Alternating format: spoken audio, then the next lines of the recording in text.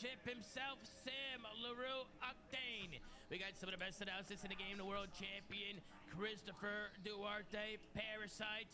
Of course, we got the one and only, the executive producer of the Flame. Give it up for Benjay Nassim. And today, we have a couple special guests joining us today. We got GMZ1 multiple champion, MVP. Give it up for Anthony Zinni, Tony in the building. And today, we got a special one for you. We got a multi-FPS world champion, a three-time Ring CDL world champion. These guys won it all. These guys an animal. They calling him the GOAT.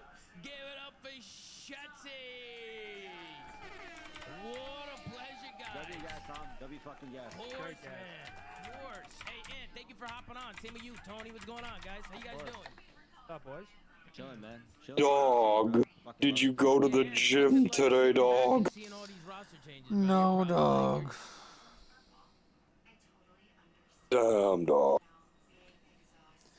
Did you go to work today, dog? Yeah, dog. Damn, dog. Chilling right now. You're probably pulling it. I'm actually loving it, dude. Yeah, I was gonna say. Thank God I'm not on the other side and tell you that. Yeah, I was gonna say, being on the other side of that WrestleMania shit sucks. I mean, we've We're all gonna been a part fucking of that, lose right, every Sam? game. Zinni, Nice. you've seen it from behind the scenes, working in management, right? Like, you know how stressful this shit can be. I mean, seeing all these teams kind of scat on me. Sam, your team's involved in a lot of rumors right now. I mean, how do you feel about all of this, Sam? And I mean, what are your thoughts so far? Man. Nothing's going on. Nothing's happening. We're just absolutely fine. Yeah, everything's okay, Sam, right? Everything's fine. Okay. Nothing's burning to the ground. Everything's completely fine. I don't know why we said burning to the ground, but I think everything's completely fine. Of course. I don't know. Zinni, why are you smirking over there, Tony? What you smirking about? Not over I'm there? just happy to be here, man. It's been a while. You're just happy, huh? You're just happy to be here. Tony, what's it like, man, being a GM and really turning Optic season around and really just being so vital to the champs run and to the back-to-back? I mean, how does it feel, Tony? How does it feel? Listen, I appreciate the gas, but I don't want, listen, Yeah, the you boys didn't went do out there, shit. Yeah, they you did did their shit. thing. The only thing I want to say is this roster mania has been, from a creator perspective, a lot of fun, because there's so many hypotheticals. I'm not sure if last offseason was this lit, but we have unrestricted free agents that are kind of unprecedented right now, right? Like, obviously, FaZe breaking up's a big story. It's been fun just talking about the potential different landing spots. Gentlemates, I think, also a big talking point, and obviously the Vegas Falcons making a statement with potentially picking up Sellium and now trying to buy out Scraps. So it's been a fun roster mania to watch and not be involved in as a player. Yeah, I think that's definitely the biggest one to talk about is probably the Vegas Falcons. So we're going to get into it. Obviously, we're going to break down all the teams and talk about roster mania. But there's a few other things I do want to talk about before we head into roster mania. One of them has been some leaks and some reveals. Benji, they're doing a Black Ops 7 reveal when? August 19th? Yeah, so Gamescom, traditionally, they do some kind of piece. This year. It looks like we're getting some kind of first look at the game. I would assume it's probably like a trailer. Shop 25% off Nike at Sport Check during the Are you able to pre-brand download the sale. beta Sport for deals on about shoes, 6? clothing, golf, swimwear. Some kind of creative piece, but So, Battlefield 6, if it's a free one. Well, I don't know if it's out or not. That's what I'm asking. I haven't looked it up yet.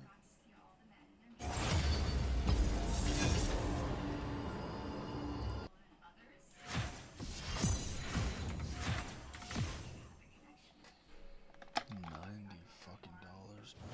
Shit. $90. Join.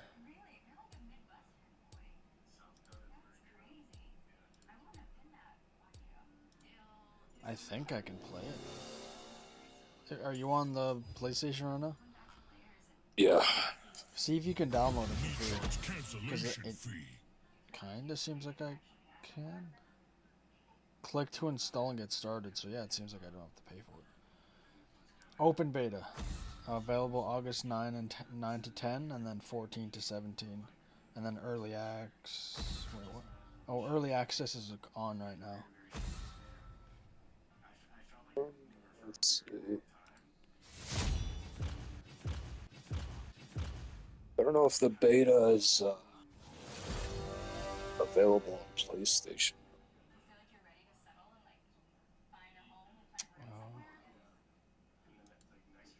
So I guess tomorrow. Yeah, it's not. I'll see. It's early access today, and then tomorrow it's back. So you can play it today. No, it's early access today. I can download it, but I can't play it until tomorrow. It was early access yesterday and today. In a couple of weeks, we'll get more details on Black Ops 7. Yeah, Yeah, I mean, I was gonna say it's the full reveal, so they're gonna show campaign Alright, off, and then they'll probably give.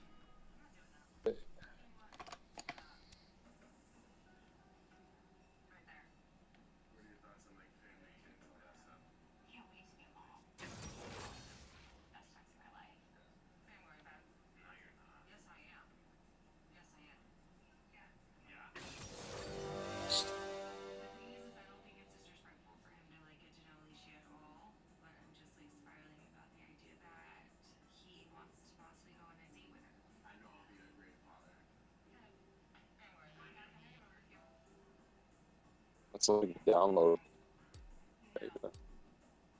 Say that again. It's like you download the beta. Yeah, you can pre-download it.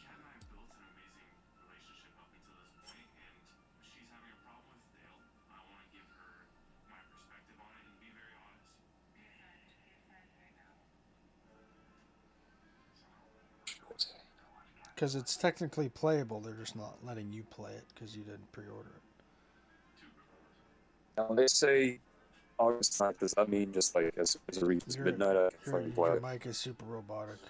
Are you like far away or something? Like when it says August 9th, does that mean like 12 a.m. right now? Like maybe less than an hour, and we can start playing it.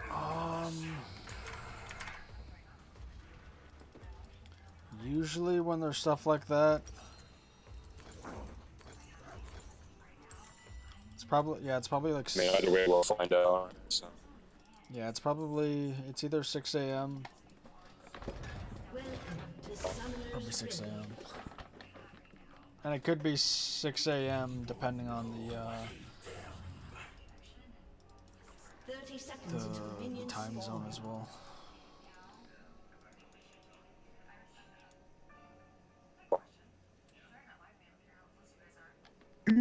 Give us a hint towards COD Next if they decide to do that again, and maybe a beta date. So that's probably what it's going to be. yeah. And this will be like the multiplayer reveal, right? Like we're gonna see like actual.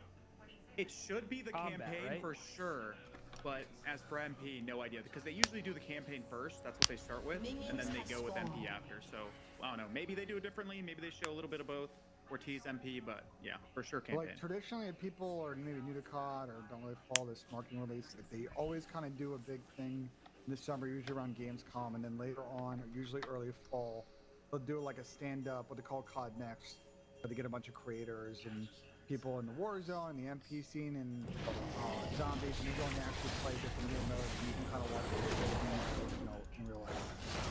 This will be get some details, but not every detail. Something on the timeline. Now, listen, I have no idea who the hell this guy is, but he's saying that Slums, Raid, and Gridlock are coming back. Gridlock from Black Ops 4, and then Slums and Raid from Black Ops 2. I mean, how credible is this source, Ben Today, you think me here? Is this a credible source here? This guy knows what he's talking about, or no? He's pretty credible when it comes to like teammates, I would say. He's in that like same category as like Hope. He also tweeted today that Standoff is another match that will be coming back. We knew coming in that like Black Ops 2 match was going to be part of this based on some reporting and leaks we had gotten. So I don't really think it's a shocker that we're getting like Slums and Raid and Standoff as those are like the top the legacy match. Gridlock coming in against Gridlock's great. Honestly, I hope for more Black Ops 4 maps. The reason Black Ops 6 won't go down as one of the best COD games ever is because the maps were my fucking crusty ass. The maps were horrendous, and my outlook and everybody's outlook should change. Either one of two things can happen. We either need guaranteed new good maps, or just bring back the best bangers we had in the past. I'd much rather see bangers from old COD in shit maps ever again.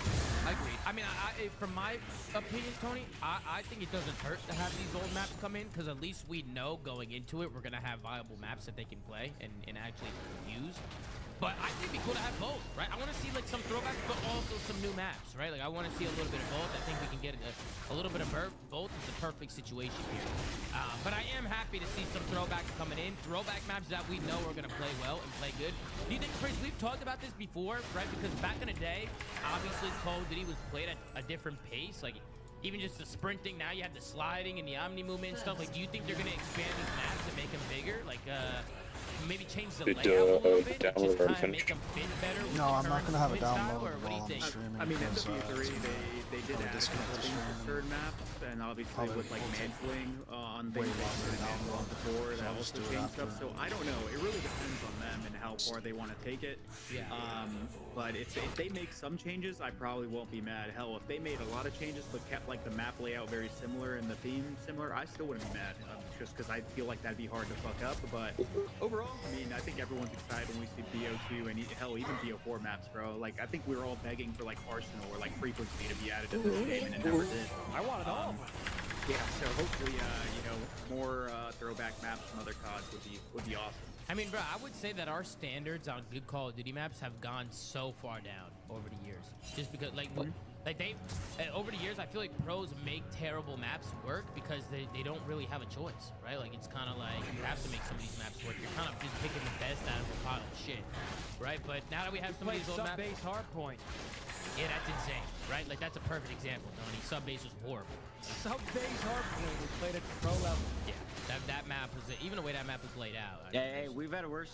Arcaloft Peak, that was the worst shit. Don't disrespect Pete. You didn't like the growl, man? Come on. That shit was.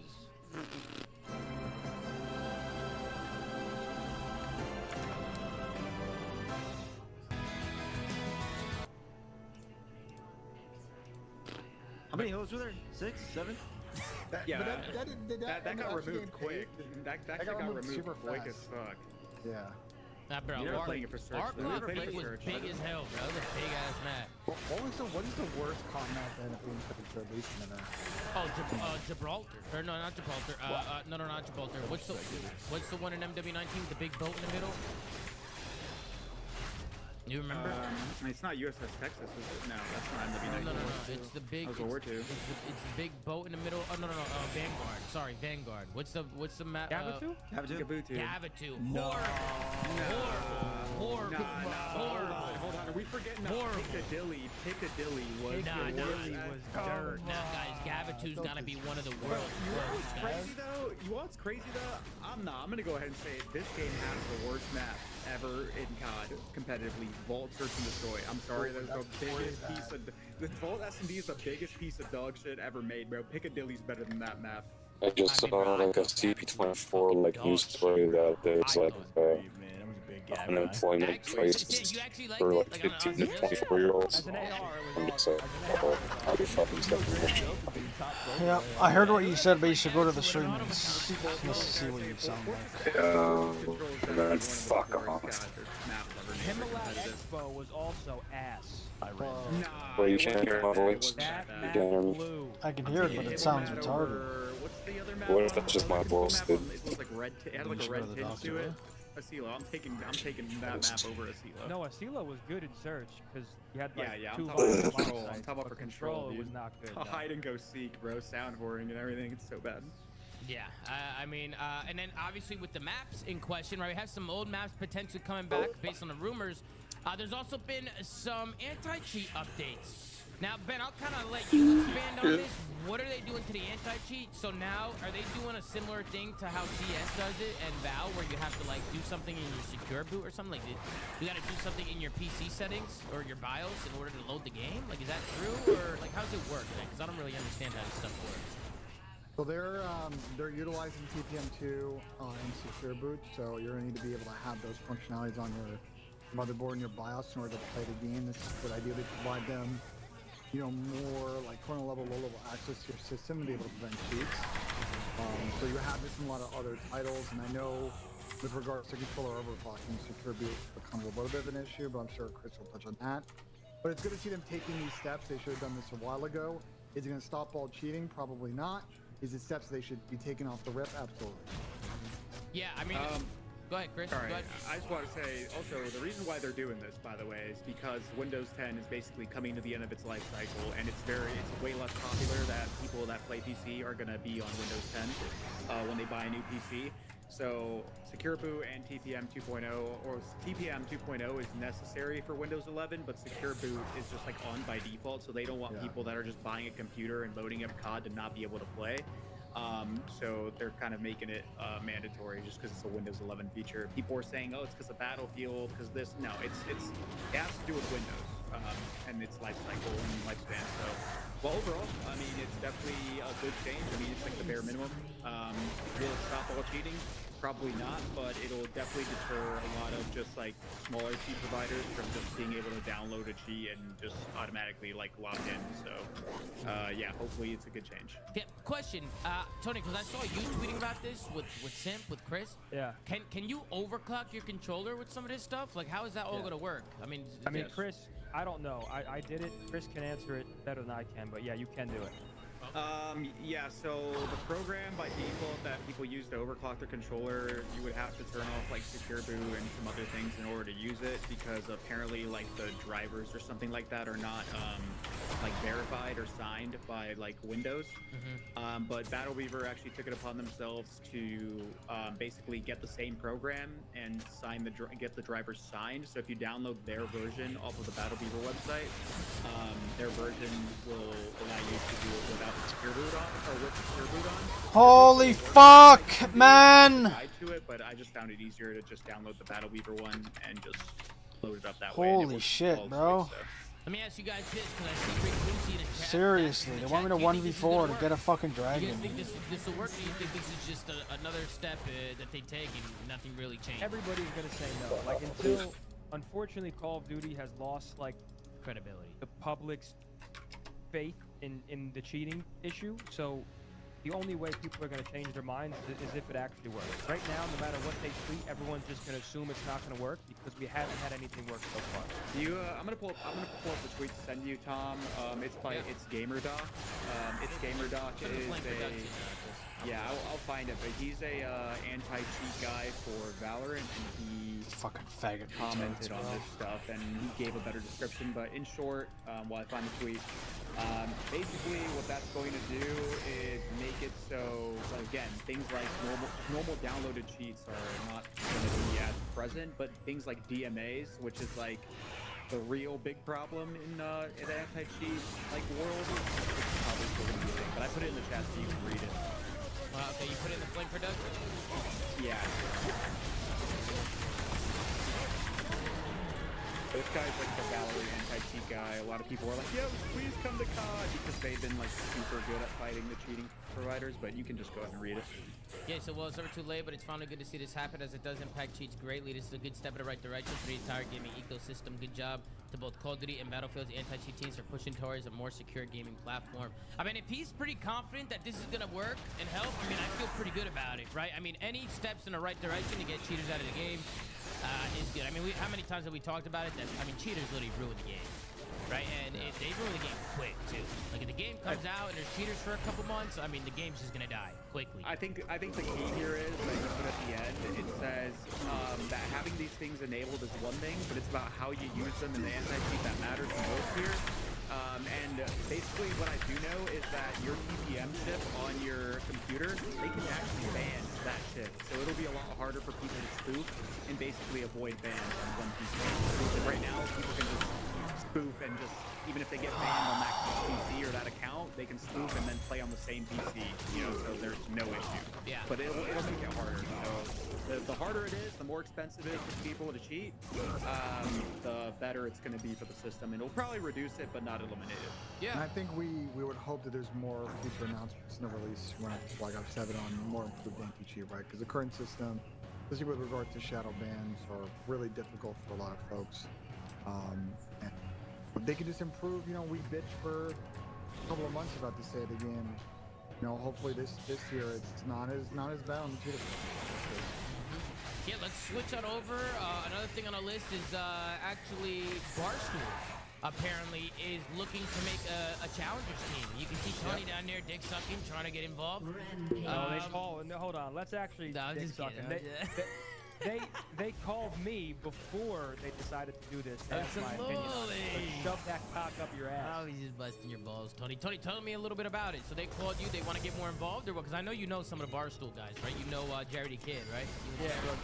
Jerry watches CDL every single weekend. Mook looks like Seth, so sometimes you'll see like Mook's picture in front of Seth's cam if he's not there. Lil Sass also likes playing. They just want to get involved, and I think they're still trying to figure out like what their next step is. But I'm pretty sure they want to host like tryouts and find a team and basically to build from the ground up. So it's just cool to see like that.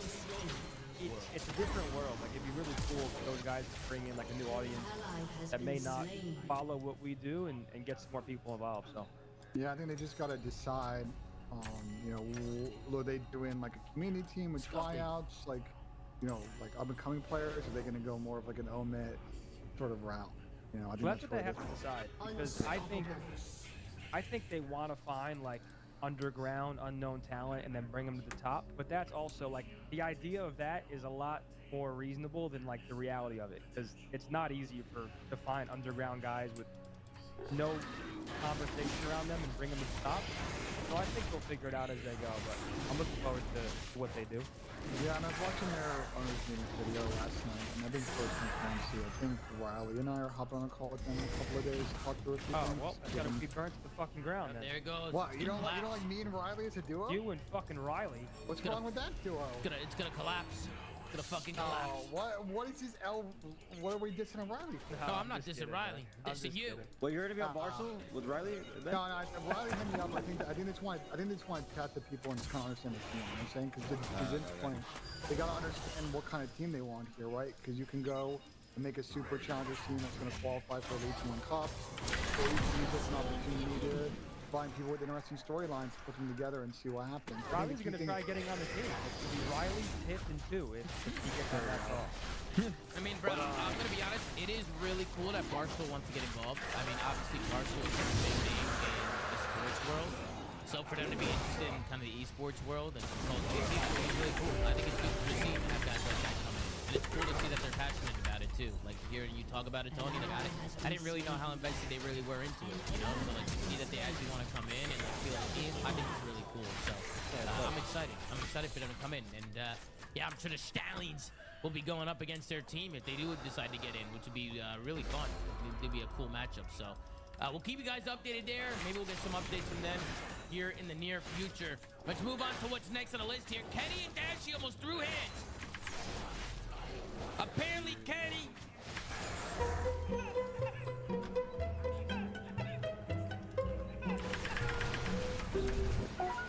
You're unique, and your identity should be too. Help protect yourself with TELUS Online Security.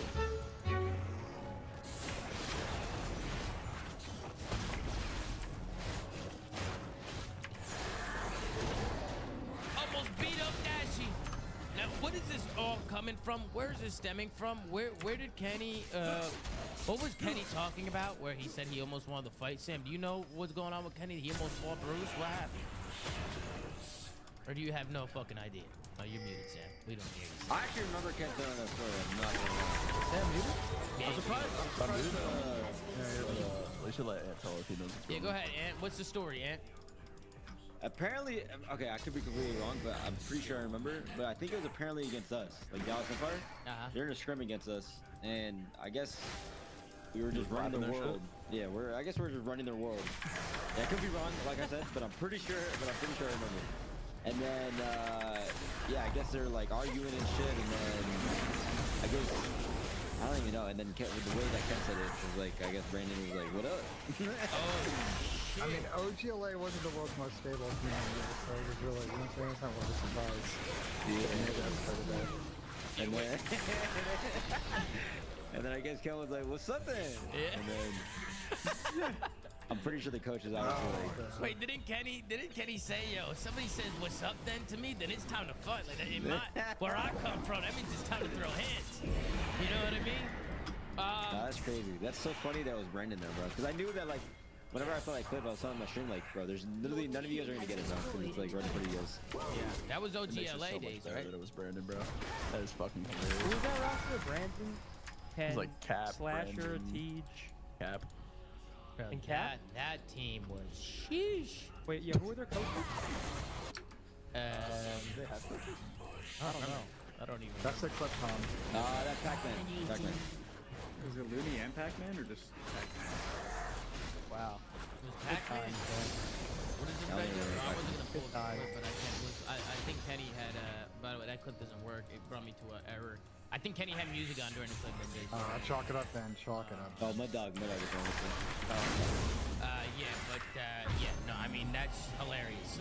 Bro, didn't Bruce got into it with Don Dada backstage once? That shit was hilarious, bro. That shit was I forgot. I forgot that? that was in Black Ops 4, right? Yeah, Brucey's fighting the whole league, baby. No, I Dallas think it was Black Ops 4? No, I think it was it Miami? Maybe it was Dallas. It was in BO4. Bro, I have no idea. All I remember, it was in the practice. It was in the practice area. It was in the practice. Yeah. All I remember. Brandon said, I'm about that shit. It's Big Brucey, baby. You guys trying to fight everybody, dude. Batman. It's Big Brucey. AG just tweeted a bird. Looking around. Ooh. And he just texted me. Holy fuck. Oh, Did he? shit. Yeah. Shots into the Vegas Falcons, 10 million a year. They got scrapped, didn't they? Oh, man. No, is Almost joining? Just when the Optic fans thought they were safe. Wait, you tweeted there's another Falcons thing? Yep, he did. If they got my scrapped, God. bro, I don't even know what to say at this point. Is Richie here with us right now? He's definitely tuned in. He's tuned in for sure. He's tuned in. Yeah, well, that's kind of where we're gonna go next. Before we went into roster changes, I did have one more topic to talk about. And Sam, I wanted to go to you here because I do think talking about this before we start talking about these things makes sense. But Sam, you have mentioned this, and I'll be honest with you, Sam, I couldn't agree more with you. I mean, I've been kind of saying the same thing on my stream, but the main AR role, and you have mentioned that you think the main AR role is slowly starting to go away. And I mean, I couldn't agree more, but I wanted you to kind of expand on that and what you mean by that. You know, tell people what you mean by like the main AR role kind of disappearing from the game of competitive Call of Duty. Go ahead, Sam. I just think as the years go on, you just have to be able to do everything as a player. Like, I think this year was the best example of it. Just being able to pull out whatever gun, soak whatever time, plant whatever bomb. Like, you need to be versatile, and I think, like, how players have been locking in previously with, like, a dedicated main or a dedicated class and sub, whatever.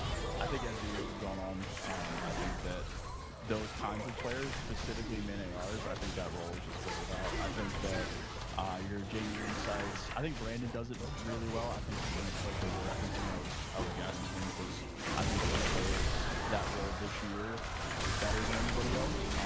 But I think that just having slower, more dedicated aggressive-oriented players, I think you just can't. I think they're more team than something.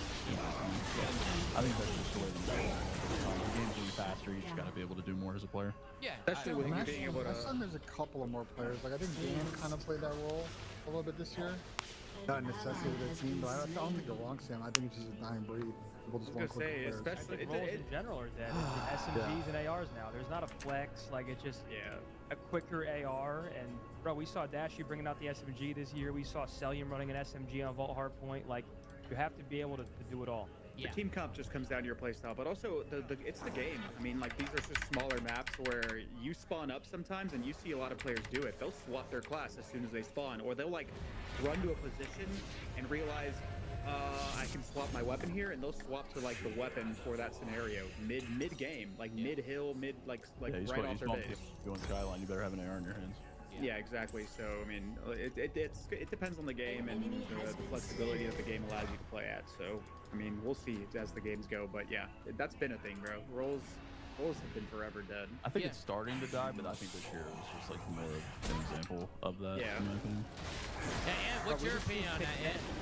No, I agree, bro. No bullshit. Literally what you said, I mean, I remember having like this, like talking to Ray about that, like spawning up, and then like it doesn't matter what fucking gun you have. Like, even if you were somehow stuck with the sub and you had to do an AR roll, like you still just got to do it. Okay. Yeah, I agree. I feel like everybody's got to be able to do everything, right? Like that's just kind of how the game's played. The game's evolved. Like It's not like Black Ops 2 anymore, where there's an anchor on a team. Chris, I know you know a lot about that. Yeah. Who can anchor, David? Even then, though, going back to that date, that should evolve mid-year. Like, we stopped having one guy rotate. It was just whoever the fuck had to rotate would rotate. That shit's been dead. It's just a playstyle thing and just having the right weapons out for the right scenario. People that box themselves in a role, even for all these years, were just fucking hindering themselves realistically. Yeah, for sure. Now, we don't gotta talk too much about that. I do want to hop into some of the roster mania stuff, because that's what everybody's waiting for. And man, some news hit the hay here in the last couple of days, man. I mean, especially yesterday. I feel like yesterday is when things kind of fucking imploded here. But first thing I want to talk about is the Vegas Falcons. These guys are dropping money. And we are starting to see that firsthand. I mean, rumor on the street was that Celium was going to go to LA Thieves. He's a free agent, obviously, and a lot of people expected him to team up with Scrappy and Hydra over on Thieves. But now, sources are saying that Celium has signed with the Vegas Falcons. And I think we all can agree that if he's going to the Vegas Falcons, that offer had to have been something really fucking good. And yeah, I kind of want to get your guys' opinions on it and then kind of build off of that. Obviously, this is not the only rumor that's kind of hit the hay. First, it was MC getting bought, and now it's also some rumors being talked about Scrappy potentially going to the Vegas Falcons and getting bought out of his contract over at LA Thieves, which I think is even crazier to think about. Because if you're Thieves, you're kind of left in a situation here where you're like, you probably got to think about it, right? Like, because you're sitting there, right? Everybody's kind of tight on money, right? Like, and then you know that Scrappy's a free agent at the end of the year. He can walk for free at the end of the year. If you can get a lot of money for him now, right? Like, that's a decision that LA Thieves have to really think about. So, I mean, Ben, we'll start with you, and then we'll kind of work our way around. But rumors that Scrappy might get bought out. Rumors MC's already there and signed to go play along Pred and Xnit. I mean, what do you think about Vegas right now dropping some money, and what are your thoughts about everything? You know, it's funny because we talked about this last summer as a possibility, and then a couple of weeks ago, we're like, maybe, we're streaming out streaming about the show since CWC. We're like, maybe, MC's like in with the Thieves, and you play that super team, and then I felt like it was span 24 hours. That kind of put on its head, and now Falcons may get MC, Scrap, Red, Xen as a team. Like, that is a big get for Falcons. That moves you up in the rankings, and you're suddenly, they're going to be thereabouts on the weekend. I think it really, and we'll probably get into it, doubles how we thought talent might distribute between Thieves, FaZe, Falcons, KO, H1 Ultra, Gentlemates, Heretics, etc. But yeah, Falcons are here and they're going to spend, and it's really interesting. Yeah, sure. Sam, what do you think about it? Obviously, Sam, I think about 2 days ago, I mean, you thought MC was going there, and it was going to be MC, Scrap, and Hydra, right? Kind of as a team of three. What are your thoughts now, Sam, after hearing all the rumors? I mean, what do you think about it, Sam? I was sad because you were yelling start the key machine at EWC, and I was saying that MC or Thieves is gonna hit like crap, and then he ends up on Falcons. Yeah.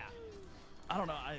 I'm happy for him, but I think it's a dangerous precedent for the league.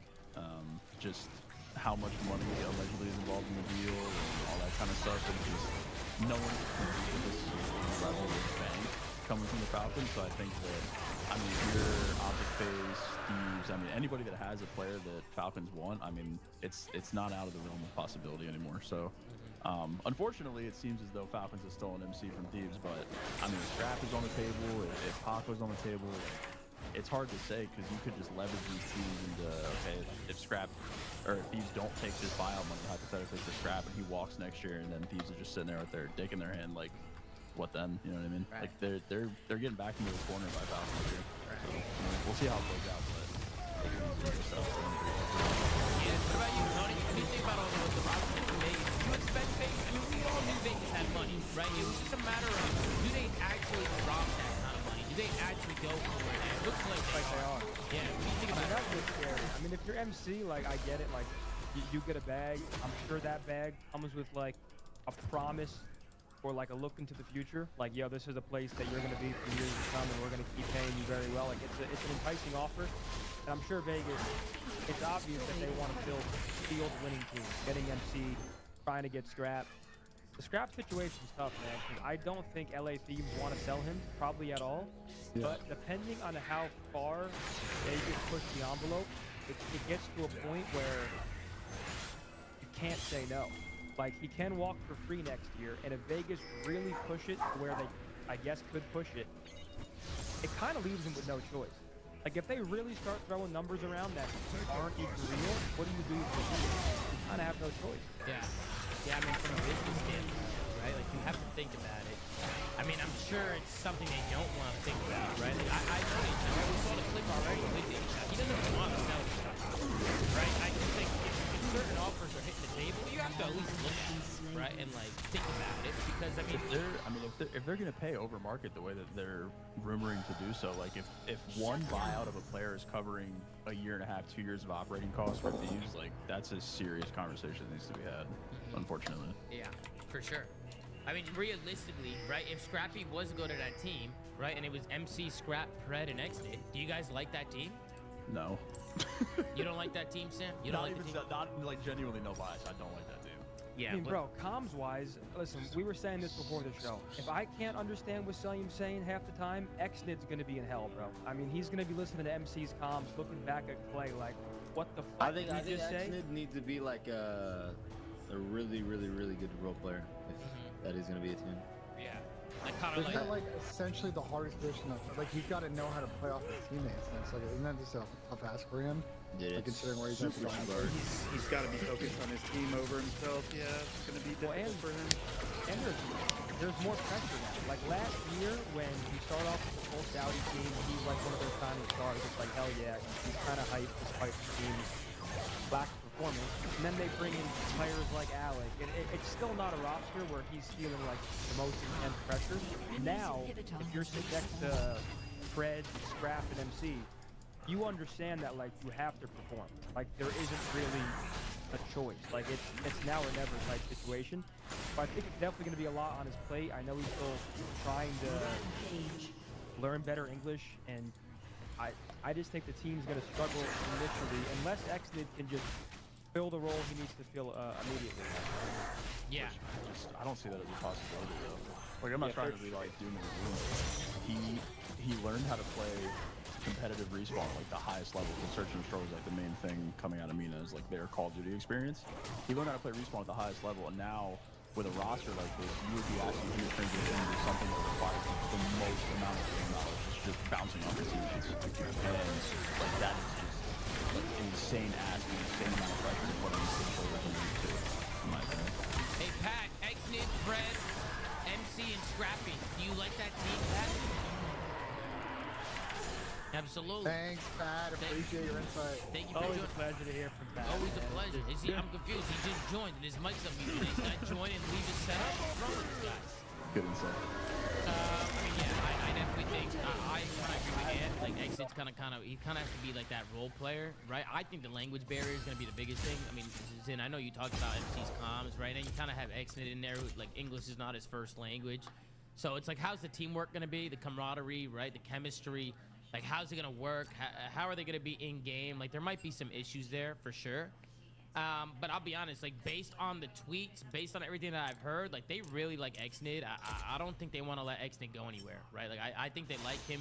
I think in Saudi Arabia, there's guys like Justin Bieber walking around. Like, they love this guy, right? And what's their, I mean, it's hard to not like him, right? You got to love Xnid, bro. He brings such a positive energy to the team. He's obviously got a lot of potential and a lot of talent. Right, it's just about, you know, at the highest level, right? You got to have more than that, right? You got to have teamwork, you got to have camaraderie, chemistry, and I just don't know if they're going to be able to put that together. I really don't know. And obviously, you hear me now? Yeah, we hear you, Pat. There we go. Yeah, no, I said that team is horrible. I mean, that team's rich, but.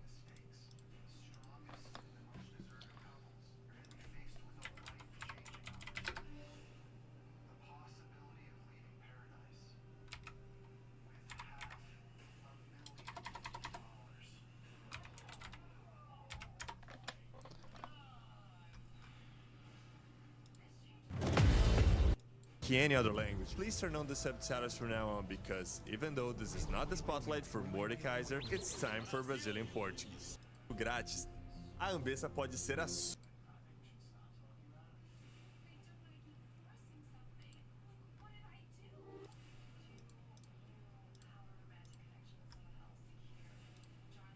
Ambessa is finally on the PB and she's really fun to play. Really feels like female Kratos. So let's take a look at everything she can do. Her passive gives her pretty much infinite dashes. Whenever she's using an ability, if you move in a certain direction while the ability is casting, you will dash in that direction. This can be in any direction, so you can move back and forth in a team fight, you can back and forth in a team fight, you can just being able to pull out whatever gun, games and stuff, whatever. I think as the years have gone on, I think that those kind of players, specifically main ARs, I think that role is just figured out. I think that you're. But like those guys are shit. That's not gonna work. Why not that? I mean, bro, like, what do you mean? I don't even think Pred and Exnid were like that special. Like, I mean, they were good, they were solid. We also don't know how well Scrap and Cell will work on a team with slower stubs, assuming even if Exnid speeds up. Listen, I said it. The team to be made this offseason, it has to have Paco on it. I'm cool with Cell on the team, but we gotta get Joe D in there. And I don't know if Falcons is willing to spin. I don't know why they're not calling Toronto. I know Adam was like, oh, we're not selling Joe D. Shut up. If you get an offer of the numbers that we're talking about, you are literally listening to the Saudi government on what they are willing to pay for Joe D. But yeah, I don't think this team is that great. I think it's going to be a good team, but I don't think it's anywhere near the amount of money that's being spent for the team. Yeah, I was gonna say, as much as they're spending a ton of money, like at the end of the day, they're just taking a risk with Exnid. It's not that Exnid is bad. It's that more so like you're getting 3 superstar caliber players that have had like long stints in the league yet playing well. And then Exnid is just the question mark, and you're asking them to play a role, like a support player role, because let's be real, that's what it's going to be. If you're going to buy into winning and purchase players that are winning players and superstars in their own right, I feel like you just go all the way in. But I also understand why they're not getting rid of him. So it's just like a weird team. Well, hold on. Isn't this, I mean, look, I'm happy for the players. Like, anyone that's getting paid, congrats. Like, I'm all for that. But this is awful for the league. Half of these teams are on like minimums or close to it, and then you got like this one team that's just hitting record salary numbers. And what happens if Twisted Minds comes in? Like, what happens if more Saudi teams start getting involved, and then there's 2 or 3 teams that are doing things like this? I think it's like I'm surprised. Maybe this is happening behind closed doors, and I just don't know. I'm surprised like the other orgs aren't fucking livid that this is going on. Yeah, but they approved Falcons like this is my thing is like I assume per league rules and like the charter, the teams would have to approve the sale of any ownership. So they knew last summer when Falcons came in that it was going to end in this. You know, like they knew what they were signing up for at that moment. And if not, then I have a million other questions. Yeah, I see people in the chat talking about a salary cap, and Ben, I know Adamo talked about that a little bit. Talk about that, Benji, a salary cap. We probably won't see a salary cap, right? We probably won't see that. Pull up my tweet. So, and we've talked about this a bunch this week. There used to be a competitive balance tax in Overwatch League and the CDL. Essentially, once you exceed a certain number, which in the CDL was, I think, somewhere around $1, you were taxed 100% of every $1 you spent after that. And what happened is that per U.S. labor laws, you're not allowed to have some kind of competitive balance, kind of salary cap, without the players having an employer-employee type agreement, and like a contractual bargaining agreement. So they were investigated by the Justice Department, and they settled. This was in 2022 or 2023, I think.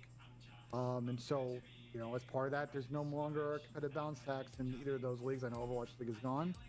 Obviously, you see here on the screen, Adam responded to my tweet mentioning Riot doesn't allow government-funded teams in the LEC, which is interesting. But then I asked him about is there any way in the CDL around this that you could do some kind of competitive balance thing, and he just basically said no. So I think the owners, if they knew what they were getting into in this situation. If any owners come out and say, this was before the refund though, no? Like this was before they forgave the whatever the entry fee cost was. This was part of to be clear, the timing on when this was settled, because the investigation was years prior. No, not this. I'm talking about when they agreed to let Falcons in. That was like they did the refund. That was before the refund thing, no? No, that was after, because they had to pass the team participation agreement in the spring of last year in order to allow for the EWC competition, and the Falcons thing went through, I think, after EWC. Correct? Yeah. So when did the refund happen? That was before all of this, is what I'm saying. I think the refund had happened, I think, 6 months even prior to the TPA thing, because they had done an Overwatch league. I assume they were negotiating in CDL at that point as well. That would have been about 8 months prior to that, I think. I mean, yeah, so that happened first. I mean, bro, they host a tournament yearly where the winning organization wins $10 million. Yeah. Like, the orgs aren't going to say, no, don't let these guys in. Yeah, they're not going to say that. You know, I mean, the more money being pumped into this, I mean, the better it is probably for them, realistically.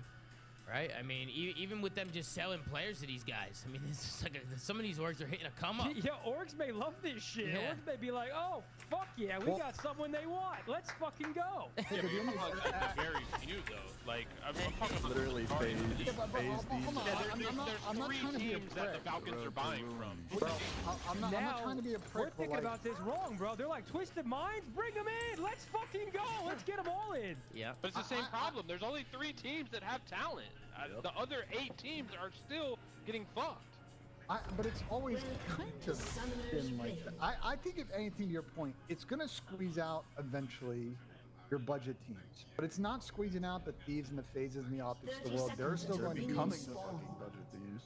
No, but they're still going to be competitive, though. No, I know, but I'm saying, like, can't sign 8 players, the financial bro. They're only shift of the 4. league has been. You're acting like there's only 4 good players in the fucking league. Phase the Falcons now. Hold on. Just to understand, it's not like there's only 4 good players in the league. And as we saw this year, you can argue the 2nd and 3rd best team in the league was Vancouver Surgeon. I don't think those guys are getting paid fucking massive amounts of money last year. But the reality is, like, the way this progresses long term is, as an org, even if you have top talent, you know, like, once that 1+1 is done, you're losing your best player. So there is, like, Joe DeCease, for example. Toronto right now is like, oh, Joe DeCease is fucking, like, he's our guy. We're never selling him. Okay, as soon as his contract is up, Falcons is going to offer more money than you can, and you lose your player instantly. Like, YouTube Premium is ad-free YouTube and the YouTube Music app all together. Uninterrupted videos and an app made just for music. YouTube Premium. 1 subscription, 2 apps. Try 1 month free of charge. That, it's just going to be a repetitive cycle. Like, Falcons, if they are spinning the way they are, will always be able to do this year after year after year. There's a strong arm in the buyouts. Like, you either take the 7-figure buyout deal, which will, or you just offer more money in the contract when their stuff is up. All I say is that doesn't guarantee that at least the championships, logo Falcons are going through in CS, right? Like, they spent a lot of money for the salary numbers I'm hearing, it's not. It's the result. I'm just telling you that gets you talent, but it won't necessarily get you championships. No, for now, this has I nothing to agree do with the for results now, of the but team, though. eventually, all the darts are going to hit bullseye, brother. If they're spending the way they're spending, whether it takes a year or 2, it's going to hit. It'll hit. At some point, they're going to have a team that they're like, hell yeah, we did. No, if they can't get the guy they want this year, they'll wait till his contract's up and get him next year. Like, they'll eventually build the best team. Bro, they'll start buying players mid-season. Like, okay, Pat, you mentioned Joe DeCease. The way I see this, what do you mean? The way I see this if the team sucks, let him go, Benji. If Xnid's not working, and now you want Joe DeCease, they're going to go knock on Ultra's door in 2 months. And they're going to say, hey, we're here.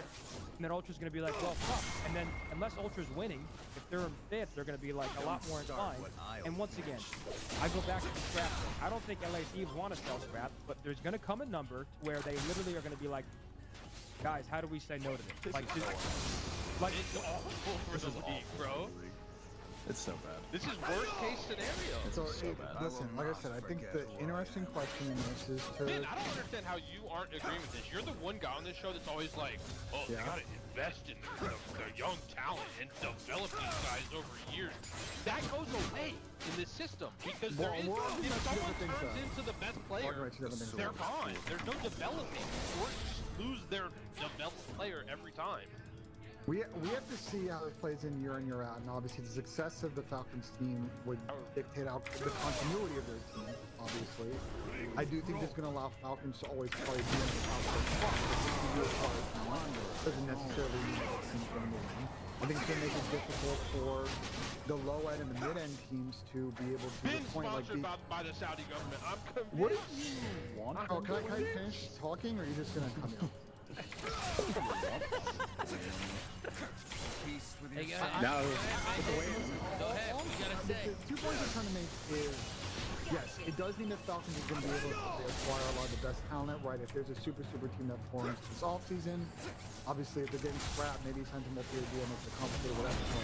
Like, they're going to be able to outbid those in regards to salary.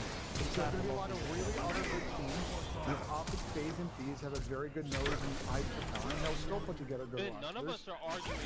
You let me fucking finish, please. I've been waiting 10 years. You take longer than all of us combined. Bro, like, we shouldn't be cooking when you're joining mid-fucking show, brother. If you let me talk. We understand your point after the first 10 words that you said. You don't have to keep adding all this filler shit. We got it. We know what you meant. Honestly, with the way this roster media is shaking out, bro, like it's just looking better for fucking Optic. I'm not gonna lie, bro. Yeah, but they're not. But the problem these rosters are fucking weird. Chris, to that point though. I agree, Chris. You're gonna eventually come for Optic. That's the key question. Like, can the Optic juice withstand the pressure of the salary? Shut your fucking mouth! Whoa! Tony, get it! Wait, to be fair though, like, unless they are offering egregious numbers, the benefits you get of being a part of Optic, plus I'm sure they pay their players handsome, well, regardless. Like, it's just probably going to be far better for the longevity of their careers. Bro, I guarantee you, unless it's I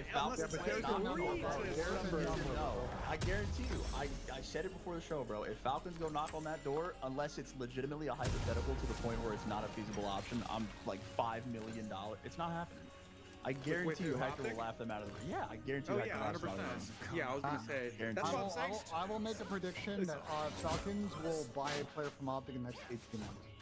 Wait, I was actually about to say it will happen. Wait, but the thing is, Sam, it's like once the player is like in a re-sign period, you can Falcons can make an offer that they could make an offer in that situation. I'm talking about more than whatever a player views the optics.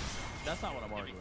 If Merck gets a $900 million contract from Falcons, then like, of course he'll probably take that. But I feel like Optic can offer good enough contracts with a higher upside other than the contract to like counteract that. Like, you just have to. I think you have to look bigger picture. And Tom was making this point before the show as well. What oh my God! Is that? Somebody's on a fire over there. Bro, this might be the fucking. This might be Game of Thrones, bro. Falcons might be the Lannisters, and fucking Optic Green Wall might be the fucking. What is it called? I mean, listen. Just to add on to what Sam was saying, though. I mean, Optic does bring other value, but they bring long-term value that people don't really understand, like value that you can't really put on paper, right? Like that's yeah, but tough there's to a think delta of $500,000. Bro, $1 million up front, like that's. I don't know what long-term value. Bro, half the players on Optic are millionaires. That's probably 3 players on Optic are millionaires. There's a delta of $500,000. Like, I don't. There's a number eventually you just can't. I agree. There's always a number. There's always a number. There is always. And there's no ceiling to what they can offer in the CDL. Now, I think the interesting question, I don't know if any owner is going to be willing to speak up. Again, they allowed Falcons to join the league. So, like, I would just love to know from other ownership groups, like, do they foresee this and, like, what are their thoughts on how this balances the league? Are there mechanisms or understandings in place that can go forward to, like, prevent this from just constantly becoming a thing every I'm sure they offseason, don't or fucking like it, but they also stupid? like. I don't fucking know. I'm sure they don't like some aspects of it, but I think the money they bring in is just, with the way esports has been, is too good to like pass up in any case. If that's the case, then like, are we as fans happy with that? Like, well, I mean, then it's just. I think there's nothing they can do, and they realize that, and you figure out how to pivot and deal with it. Like, that's just, if nothing can be done, right? Like, if you're sitting here saying there can't be a salary cap, there can't be this, then at this point, what do you expect to be? Mad just to be mad, right? There's no actionable thing to be done. So, well, they could have not approved them by like their curriculum. They could have. We're also looking at this from the perspective that they have infinite money. What the fuck? That they have infinite money and they are going to do these egregious things that we think that They've are already possible. started. Yeah, basically. Yeah, but that's different though. Like that's during That's off season. That's off season.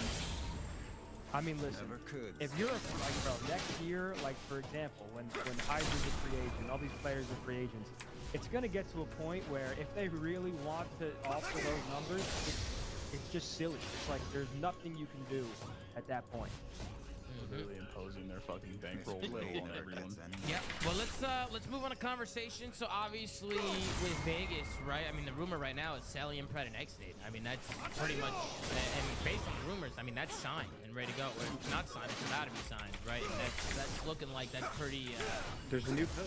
That might have been the first domino, could we say, maybe, of roster maybe. There's a reason why I took every other player, every other team, because I feel like none of these teams matter right now because they're just part of the domino effect, right? Like that was kind of. I think guys easy think to take that's a a domino top here. 4 team? Like I feel like they're like fringe top 4. Like, I don't think this team is like dominant. I don't. Like, This is so garbage. yeah, like, even if they get scrapped, I don't know. I don't believe them. I don't think you're wrong. I think they're gonna be the fucking bro. Well, can I re-tee Pat up? Is it because you feel like you just don't know how they're gonna gel? It's not a con thing.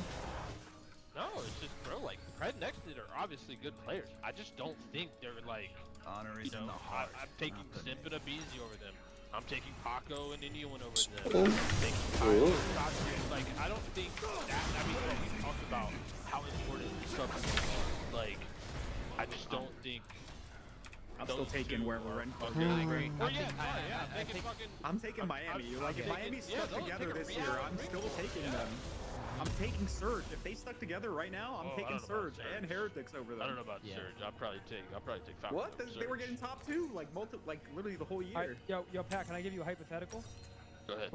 Let's say the roster is the same and you plug a BZ in for Xnid. Does that change like everything for you?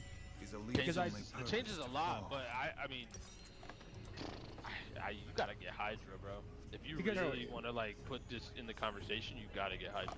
It changes everything, bro.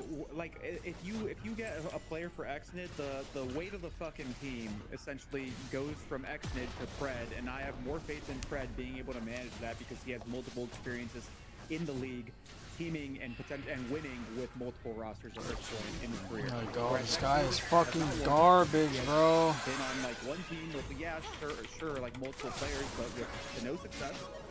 Like it shifts everything. Not saying X is bad. Around by the way. I don't know, but they have to.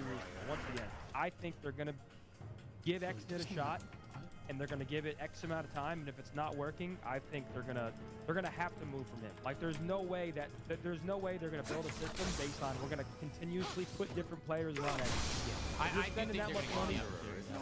They're gonna give him a shot, and then at some point they're gonna look at it and be like, we have to move if they have to. Yeah, I agree, Tony. I don't think they're gonna cut him yet. I think they want to give him another opportunity. I think they want to surround him with talent and see like if it works. Yeah. Bro, they're probably thinking the same way though, Pat, and they're like, they're probably thinking, you know what, we're gonna give Xnid a shot, and if it's not working, we'll just go buy whoever we want. And if we have to spend more money than we anticipate, then we will. We talked about this, like, when's the last time we actually saw a mid-season buyout, like, even roster change of that caliber? I feel like it never happened. Should have happened for AZ. I think this is different though. Stupid. This is like, once again, I think this is the start of like an anomaly situation where they have the capital to just completely disrupt that. Come in and say, sorry, listen, yo, you know what, fine, we'll give you $1 million for Joe to Wait, where are we saying it happened last year? AG to Falcon. Yeah, but wasn't he like off the team at that point already? Like, Yeah, there there was wasn't like a big mid-season pickup. Yeah, but I'm talking about like another team getting away their best player. Like that shit's never happened. That's yeah. So I don't foresee it happening even if Falcons go. Like no one makes anything's off the play with Falcons, bro. So but mid-season is different. They would just be like, okay, we'll talk to the off-season. These guys are gonna crash the ceilings. I would not rule out anything. I mean, it depends, bro. Like you potentially ruin your kidding team. me, dude? Hypothetically, if a team has one of the best, if not the best player, and they want to go after him, that team's probably already doing well. So you potentially ruin, you know, the other players on the team's like season, depending on how they're doing. I feel like it'll never happen this season. I disagree. I think it's very risky. Usually I'd agree with you, but I put it this way: if I'm in Vegas and I want a player after Major 2, for example, even if that team is placing third, let's say that player is a free agent 5 years, and you go off that organization $1 million. That puts the organization in a very tricky spot. Like, well, this guy could just walk there in 4 months. If we don't sell him for $1 million plus right now, what do we do? Yeah, Like, but that's we're where selling him and then signing a challenger. Who was it? Who was it in W2? We were talking about like they were about to be free agents that off season, and like they were like rumored with an interest in someone. Was it Fred in W2? I don't remember. Well, like there was a scenario where like Fred was like, he was being looked at by you guys in MW2, but Surge wouldn't like sell him to you or take your offer or something like that. Maybe I'm wrong. Yeah, and then he walked in 6 months. For free. Yeah, I did the same shit on Seattle. I told them I was leaving next year regardless of what happened, and then OSC approached them to find me, and they said no, and I walked. Sure. Keep in mind, We can't compare our baseline to like the to be fair, we've ever seen though. the Surge are owned by billionaires, the Aqualanis, and it's just like a drop in the bucket to them. So again, as I've said time and time again with this stuff, it's an emotional decision at that level and not necessarily about money to move that kind of fund. I mean, Tony, you did mention that you think Abizi is kind of the biggest domino here in all of this. I mean, kind of expand on that, Tony. Why do you think Abizi is the biggest domino, and where do you think he's going to end up? Well, I'll start this combo on the flank, because me and Dan, I'm not sure if we agree or disagree at this point, but I think FaZe have basically no leverage with Abizi at this point, because I have not heard a single rumor that Abizi and Sip are willing to play together, and we know Kayson's been going around, we know Paul. They're going to let Abizi go where he wants to go, right? They're not going to fuck him over. He's been with them since the start of the Atlanta FaZe. Abizi's not going to get shafted in this process. It's going to come down to where Abizi wants to go 100%, and at that point, I think FaZe will deal them. So I don't think we're going to see a crazy buyout for Abizi at all, because it doesn't make sense. And I think Abizi, he's in a pretty good spot to be right now. But isn't the best team he could probably be on is FaZe? Exactly. Everything is. If Scrap is going to Falcon, I am Paco looking around like I'm on the Prince of Bel-Air. Like, what's going on here? And things get super weird. I mean, they're trying to build. But they can fucking. They won't get Player swapping. Might actually fucking happen. What did Ant say? I said if I'm Abe and like if Ernie actually goes to the Falcons, I'll go to Gentleman's with that. Yeah, Gentleman's has been making a lot of noise, bro. They're trying to get Joe D based on what I've been seeing. Go kind of rated Joe to see. They're not gonna get a Beezy Adam who posted that Joe D can go anywhere. What if they go to Ultra? Okay, bro, I know Adam wants that, and I'm sure, but like, once again, if you're Ultra and you can't build a winning roster, what do you do? Do you just put Joe around a team that you think is going to be subpar just for the sake of saying we're not going to sell him? I think if Ultra can build a winning team, okay, if they can do what they want to do, Joe Deceive, Abizi, Draza, and Kenny, that's what they want, right? That's the rumor. That's the team that they truly want. I don't think Ultra is going to pay the salaries that those players. Yeah, that's the players. That's the rumors. Wait, but with Scrap gone though, like there's like a world where maybe Draza goes with Envoy and just joins fucking. That's a very good point. I'm telling you, if Scrap is gone, there's a non-zero chance that Paco has to leave. Paco is losing fucking composure. Yeah. I promise you, he's losing full. If Scrappy gets bought out and they sell him and he's stuck there, but you know Thieves right now, they're trying to make changes, bro. And from my understanding, they don't want to keep Dill either. I mean, we saw everything with Dan Ghosty. I think they're maybe looking at it. True. No, I think they're looking at replacements maybe for Dill, but they might not necessarily do it. But I definitely think they're keeping their options open. Do you agree? The way I view it is, I think Dan's gone, no matter what. Like, a lot of people think that they might keep Dan. Yeah, bot lane's fucking shit again, dude. I think Holy Dill fuck. is still like a piece of cheese, unless there's a tier upgrade that they have to make a move on. And I think like Genesee, Abizi, those are two players where I feel like we have to be like, okay, let's do this. But if Scrap is getting bought out, I think that changes everything. Real quick, if Dan's on the market, Toronto would want Kenny over Dan? Am I hearing that right? I'm sorry, I'm still stuck on that. I think what's happening is that... be in the fold for that one? Because the rumor is that Draza and Ken want to play together, and Abizi wants to play with Joe, and that's the roster. I'm cool with the Kenny. I'm cool with Joe, fucking Abizi and Draza. That's great. I just mind blowing me that Ken is on that team. Really? You don't like Kenny? I love Kenny. Wait, we both have GTRs. I think Kenny's a great guy. I just cannot believe that he is in that fold for that roster spot. Wait, you want to? Crazy to me. Wait, I haven't seen any. I haven't seen any posts about him, but I'm actually kind of like sad about it. Why the fuck has like Kleenex not been in any like rumors at Because all I don't that think I've he's seen? going anywhere. I think he's staying on Koi. I think he really is staying. Oh my god. Yeah, but like, but there's rumors of an entire team replacing that roster. Kobe and Real are all linked to the same teams, and they're just not option one. They will get potentially on a different squad, but the reason you haven't heard them linked to rumors is they're the option B in their situation. Well, no, hold on. Well, Ben, there's two different scenarios, though. Toby can't walk. Real can go wherever he wants. He's unrestricted. Toby still can't walk? Yo, I swear he's been locked up. Well, no. Here's the way Ultra's operating how many right times now. has he signed? He's been locked up for 5 years. What the hell is going on? Toby signed a lifetime, bro. The thing is, I if they think Ultra Ultra's just waiting. and Abe, then they'll let Kobe walk. You can't like this cyclical situation. Toby's waiting on Ultra can somehow pull off go to see the easy Raza move. I think Kobe will be all first. But for now, if they don't do that, I think Kobe's safe. They can't lose enough. But now it's going to get more complicated if you're giving up Abe and Zach as a duo, and if Ernie's off the team, is he now going to try and talk to Paco and say, yo, me, Abe, you, and like one, and we're reloading on Thieves. Like, I think what he for sure do. I think the biggest winner in roster mania, the fucking behind the scenes orchestrator, is fucking Draza, bro. He has finished himself into every situation basically on the board. Well, I was And gonna say gotta tip it. I gotta tip it, man. I was gonna say the biggest winners of roster mania right now are fucking Optic with the way they. Bring your dream home to life for as low as $30 per month for 24 months. Visit your local Ashley store or shop ashley.ca today. Booking.com makes trip planning easy, even when your friend group travels in different styles.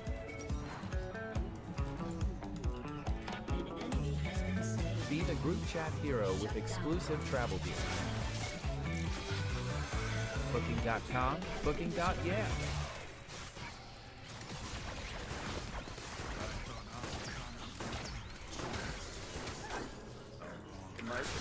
Fucking made a change on it. Wait, can we slow down? If the Heretics core sticks together too, like I would say those guys are winners too. Well, no, I think. Did the Surge just give up? Well, no, Surge apparently is losing their whole. Yeah, they're not paying, so they're losing all their players, and apparently Rambo's not going to be with them anymore. But I heard they gave up before the season ended. We're all in agreement that. We're like second. Yeah, I heard they knew, like, the players knew that this shit was blowing the fuck up before the season even ended. Surge might have been the most mismanaged org of all time. Yeah, we're on agreement. Co-sign. Yeah, I was gonna say we're on agreement that the top 4 on Tommy's like stream right now, like that are right there, are like the main players of Roster Mania, and then Gentlemates is like following, and then after that it's like the scraps. Like yeah, that's why I literally. I just edged out everybody in every roster because these are the dominoes, right? Like, yeah, the top is the domino. Yeah, right. And then once we figure out what happens here, the rest will, then we can start like filling in the rest. Yeah, so right? basically what you're looking at is people that are getting paid and then everyone else on Gentlemates is the only wild card because they'll pay and every open. So like they have no assets. So like they have no assets.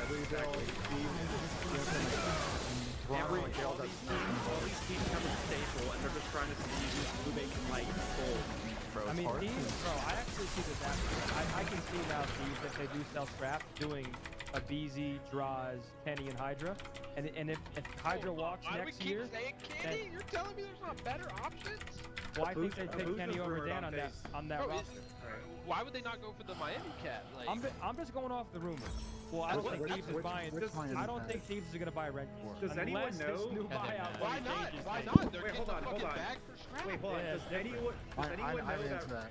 Does anyone know Rencor and Super's like contract situation? So from what I've heard about Miami is that Miami has older players, bro, really stepping up this year. We think we have a really good core. We're gonna figure out how to get everybody up on comp. If we're gonna sign new players, they're also gonna get good compensation. They're really moving off the bottom as far as compensation and trying to be very competitive going forward because they know they have a lot of talent in the roster this year. I'm not fucking re-signing anything, bro. At this point, with what Vegas is doing and the way this thing is going, I'm trying to be an unrestricted free agent, guaranteed next year. If I'm someone like Renko. Are they still Until light rank, right? Or the contract. Yeah, like my high stock players. I thought you just meant. Like, Did it? That just signed like a pro. Signed a 1 year old.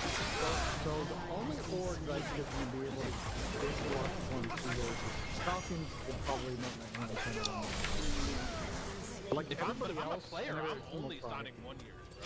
I don't know if players are going to be able to get 1 year. They can't always get that. I mean, that's hard to negotiate, honestly. I had a player agent in my chat. You guys might know him before. He around the scene. It is time to move into the woods. One thing that might happen is you might see a lot of players go to orgs and be like, I'll sign a 2-year on the condition that that second year is a mutual option. AKA, if the team is sticking together, the second year triggers if there's any kind of team change come out of the first. Anything.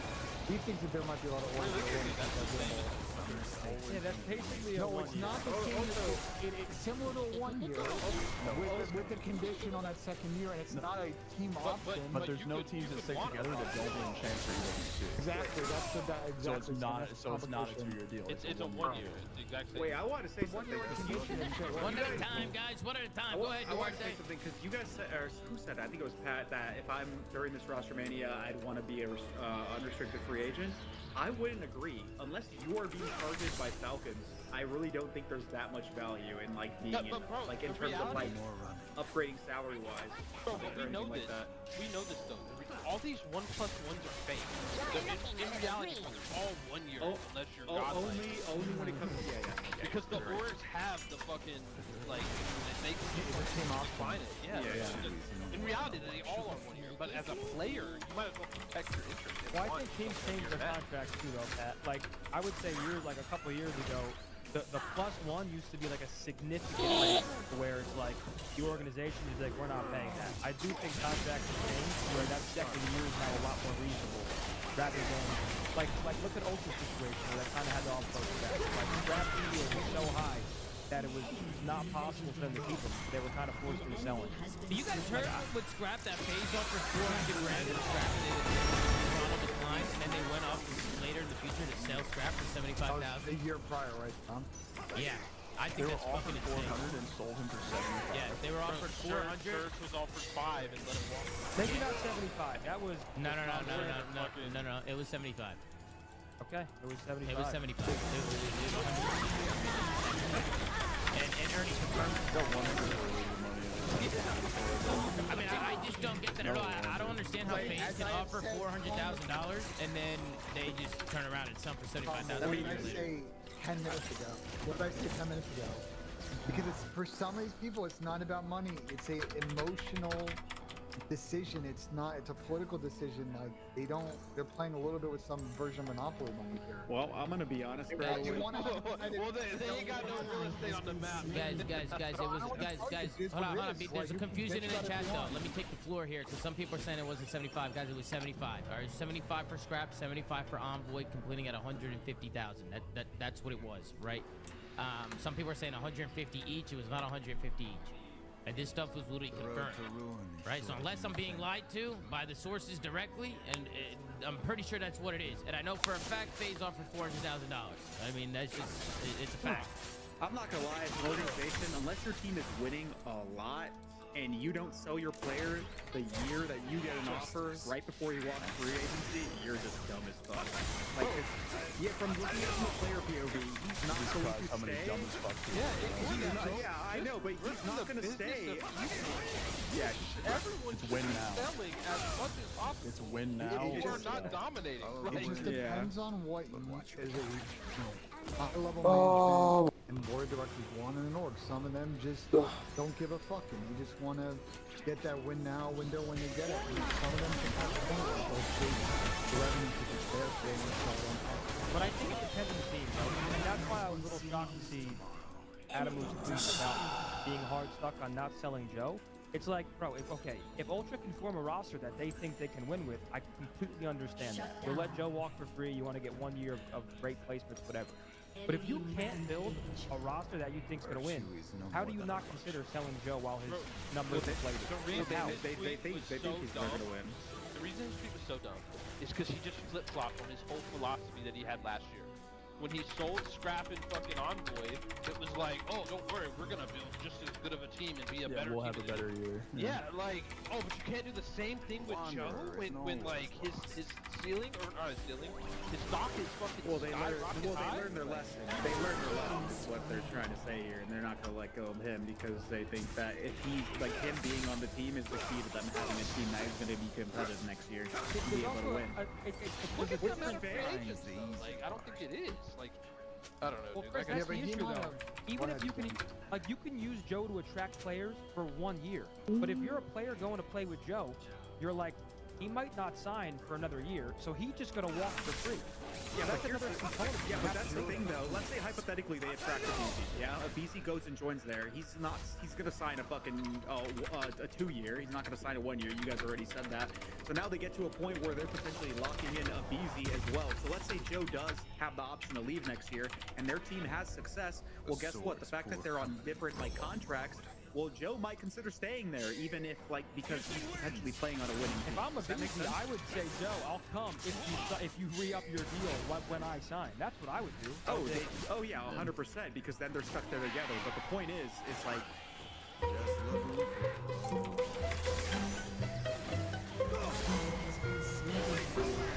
You're unique, and your identity should be too. Help protect yourself with TELUS Online Security.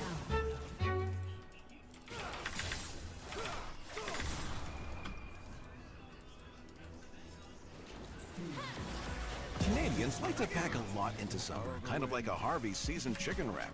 Packed with your choice of grilled, buffalo, or crispy chicken, and topped just the way you like it. If they don't do that, and yeah, Joe can walk, but will he walk if that team's successful?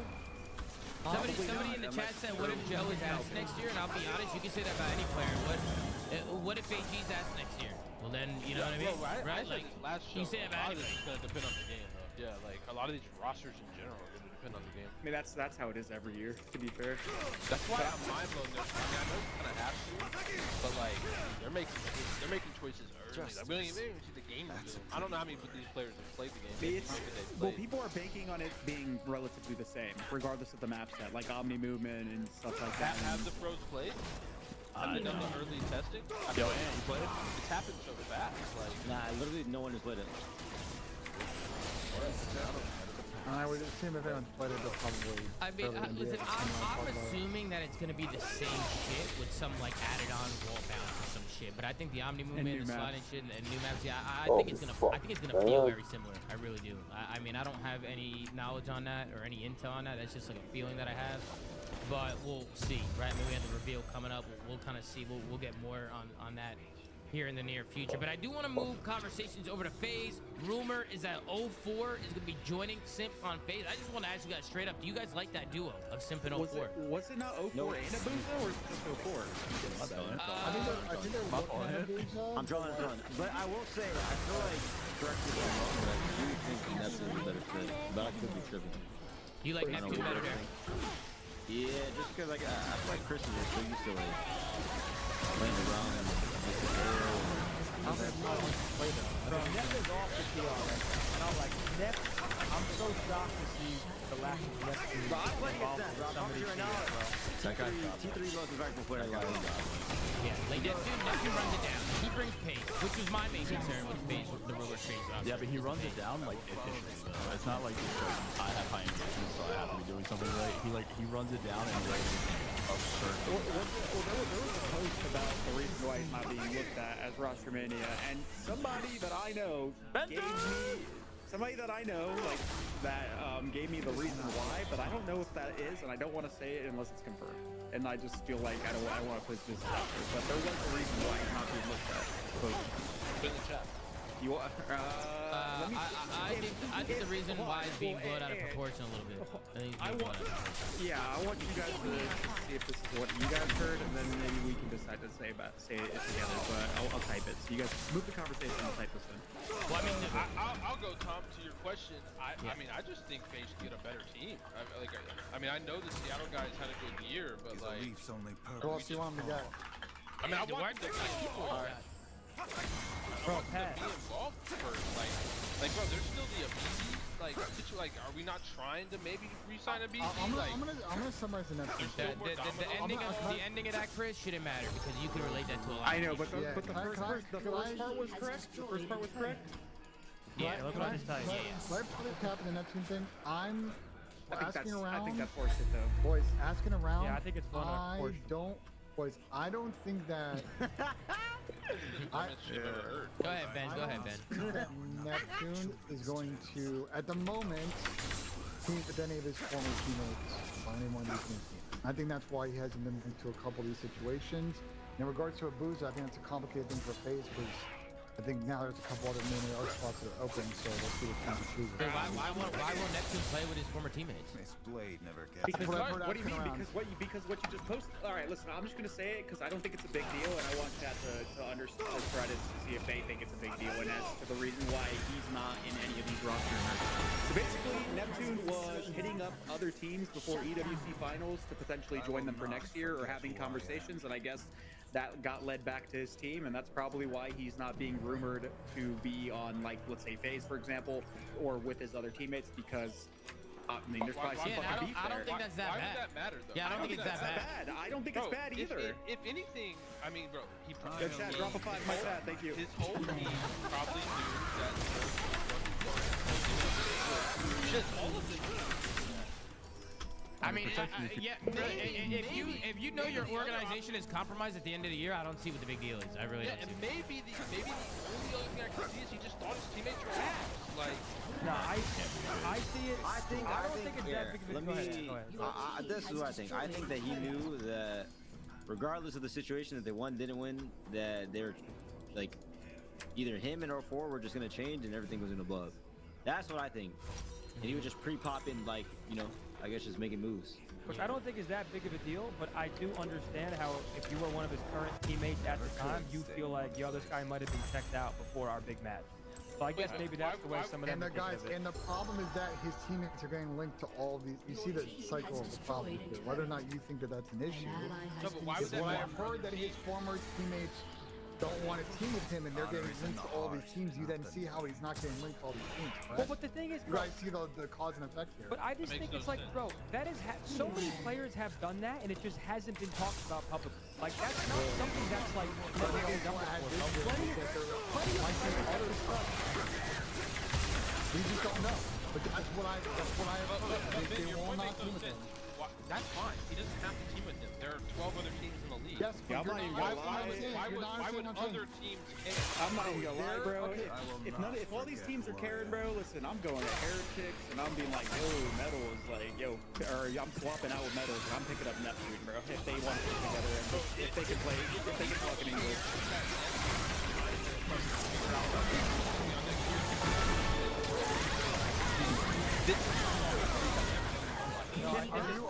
Listen to the words that are coming out of my mouth. I don't know if the teams do or just teammates. Listen to Ben real quick. Yes, that's what Ben's saying. We've all heard that same rumor, and I have also heard that his teammates do not want to team with him. So one could assume that there's probably other stuff that happened behind the scenes that we don't know or may never know about. And the problem for him is he can definitely get on a good team, but a lot of his former teammates are being linked to all of these squads. And if they don't want to play with them, you see how then this is getting complicated, right? This is one org that I've seen these Seattle guys. No, Bruce has gotten linked to like every fucking team. This is the first one I've heard since I joined this call. He's been linked to like 2 teams. He's been linked to FaZe and Thieves. That's it. I do want to preface this by saying, like, it does make sense that he's not, but I don't think it's for that reason. The only team that it's for that reason is the team with him, and that's maybe Thieves and maybe FaZe. But outside of that, KOI, it's just easy or him. They're probably going to take Abe just because of credibility and like longevity when it comes to his success. And then the only other team that he maybe has room to join that isn't a complete rebuild is potentially Heretics. Yo, 04, There's no other team. Would you team with Neptune on a team right now if you had the opportunity? If you could go on FaZe with Neptune and any team, is that really good team to do?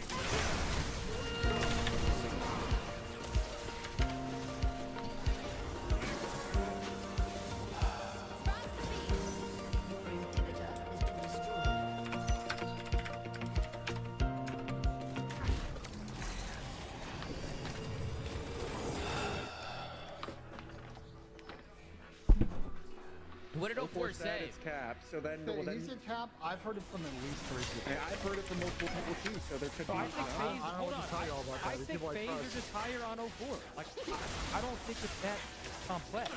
I think 04 was a great player. He's good at search, and they looked at 04 and they're like, "Yo, we want this guy on our team."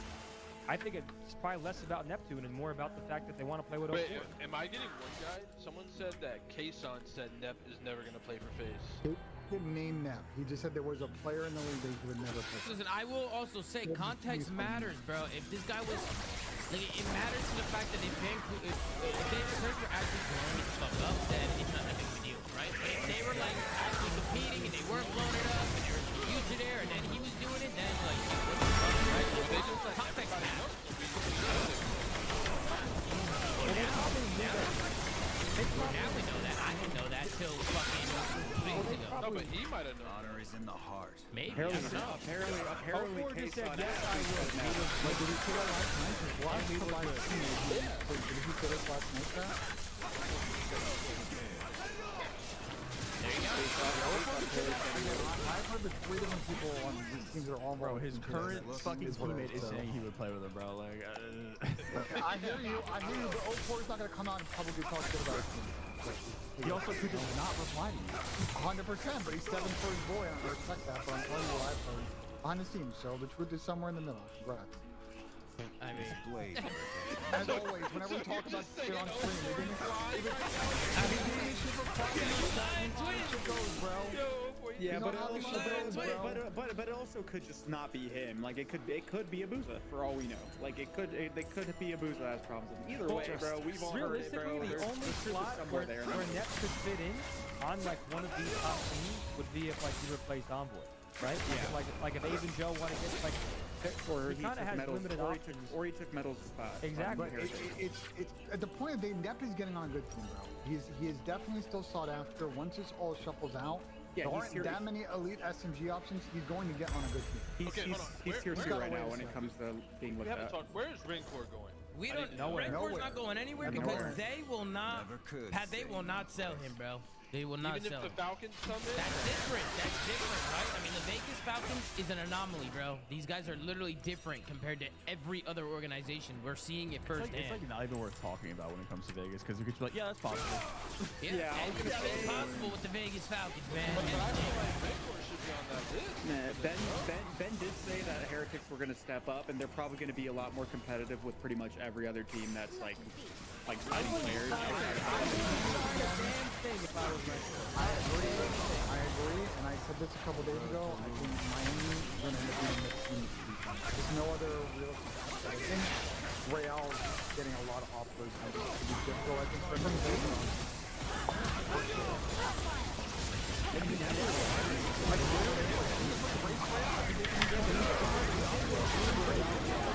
teams that we are building. What do you mean everyone? There's one spot. Potentially. One spot you know of. Ben, what are you just in like a group DM with a bunch of random There people that are a lot of people that behind the scenes. Bro, I'm willing to bet $100 that Real is literally still on the Heritage or he's on a complete rebuild team. Like Gentlemen, for example, it's one or the other. No, I feel like that's just 2 options, Ben. Let me explain the Real situation. Go ahead, Ben. And I don't know, like, why you guys are former players. I'm not sure you.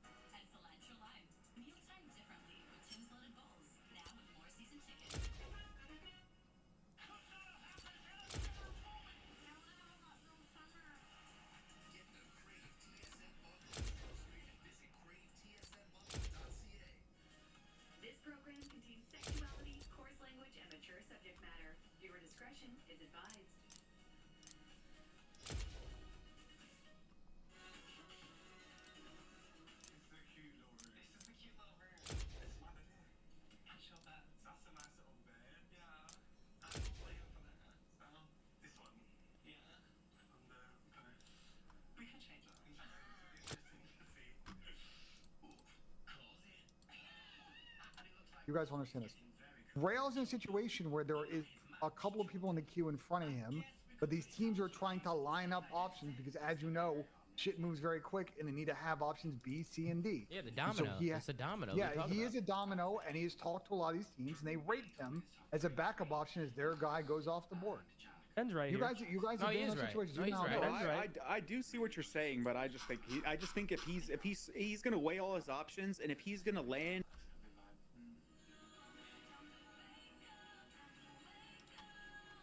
on the Heretics, or he's on a complete rebuild team, like Gentlemen, for example. It's one or the other. No, I feel like that's his two options, Ben. Let me explain the Real situation. Go ahead, Ben. And I don't know, like, why you guys are former players. I'm not sure you guys will understand this. Real's in a situation where there is a couple of people in the queue in front of him, but these teams are trying to line up options because, as you know, shit moves very quick, and they need to have options B, C, and D. Yeah, the domino. It's a domino. Yeah, he is a domino, and he's talked to a lot of these teams, and they rate him as a backup option as their guy goes off the board. Ben's right You here. guys have been in those situations. You know how it is. I do see what you're saying, but I just think if he's gonna weigh all his options, and if he's gonna land like on a second option for like another team, bro, I think the Heretics, even if they fucking kept medals, is going to be better than all of those teams. That's what I said yesterday in Zen's chat. I said if I am on Miami right now, I would rather be on Miami than any of these teams outside of like Optic or Thieves or FaZe. Yeah, I would still rather be on I don't think you're wrong either, Sam. I don't think you're wrong. You can say the same shit about FaZe, bro. Staying together. Well, MC's gone. But... Well, hold on. We talked about this, bro. Wow. Go ahead, Zen. Go ahead, Zen. I mean, bro, we spoke about this. Like, Meet the Parks. They make bank with EQ Bank. With EQ Bank, they can open up to 8 different. I think FaZe not keeping either a BZ or Draws is kind of crazy. Like, losing every player from FaZe and just leaving Simp to rebuild, to me, is like... FaZe being on a rebuild is insane. It's just kind of nuts how there's not at least a little bit of Atlanta FaZe DNA still on that team. Yeah, but there's also a world where, I mean, dude, I don't know their business, but like, why the fuck? Like, do they not want to play with Chris? Why is Chris alone? Like, that's the vibe this gave me. This whole scenario. I have no idea. Who doesn't want to play with Chris? Who doesn't want to play with Chris? I mean, everyone's gone, and he's not in the conversation. He's on a full rebuild. So you talking about Sim? Yes, in my I don't know. I don't know. Plenty of people that want to play with them. No. Chris, let me expand. Chris, let me expand on this. BZ, Cell, and Draza. The fact that none of them are there. Let me explain on this. Got the bag. All right. Go ahead. Well, yeah, I was gonna start off with selling got the bag, right? I think it was an option for MC to stay until the bag hit, and then that kind of went out the window, right? Obviously, with Simp and a BZ, like, I don't know what's going on there, but I'm getting the idea that maybe they just don't want to play with each other, right? Like, that might be... That's what I was asking. I mean, that might be compromised. I mean, in my opinion, like, I think you'd be really careful with letting a BZ go, right? Like, I think you can make it work, but if that's really compromised and you can't make it work, then you chalk it up. And then Draza's a free agent, so I think ultimately Draza could come back to FaZe and re-sign with FaZe. But if you're Draza, you're weighing out your options, right? I mean, you're not just gonna like... You're not just going to throw your eggs in one basket and just re-sign, right? I mean, it's a long off-season. You might as well throw your eggs in multiple baskets here and see what you can do. Right? I think that's what Draza's doing. Draza, he's moving right now. From what I heard. Can he even get on a better team that's not FaZe? It's another submarine, though. It would be that Koi team. Or Thieves now, maybe. I mean, if Scrap's not on Thieves, I mean, that's actually a viable option now. Yeah, but Envoy and Ghosty, like, I mean, where's the full sub, dog? What team would you rather play with, bro? Would you rather play with Joe, a BZ, Draza, and Kenny? Or would Draza rather play with, like, a Hydra, Envoy, himself, and either, like, Dan, or what other AR could they potentially get? I mean, if they can get Rencor, like, that'd be a great pickup for them. But, bro, I was saying this.